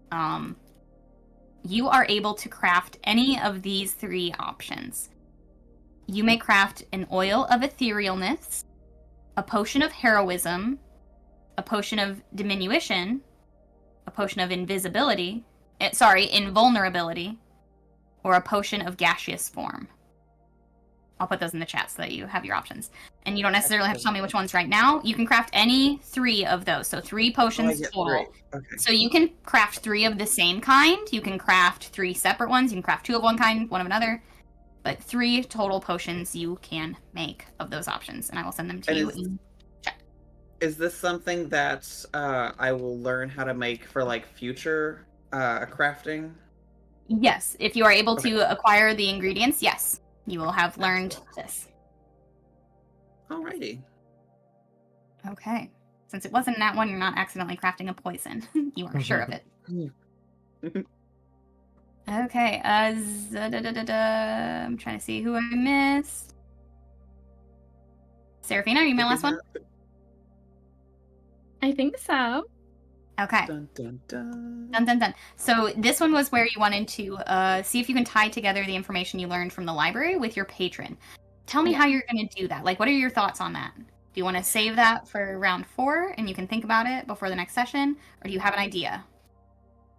I have a couple questions, so I might save it for round 4. Okay. Okay. No worries. So we're going to hold on to that. And did I miss anybody else in this round, or does anybody have anything they need to do in this moment? I think I hit everybody. Okay. So, incredible stuff. At some point. I could do You that. want to have a conversation with Ados at some point? Yeah. Okay, let's go ahead and save that. I'll make note of it. Many of you still have pending conversations. Maraway does, you do. I think almost everybody has something. So I'm going to save what we still have pending for the beginning of the next episode, and we're going to call it a night for today, as you guys work your way through some downtime activities and get some big boons. So thank you all for playing through some weird little downtime activity dice rolls, and thank you all for watching. We'll be back next week, Monday, at our usual time, 8 Eastern, 7 Central. Check out all of our other stuff we do. We love you. Thanks for following. Thanks for subscribing. You're all so cute and great.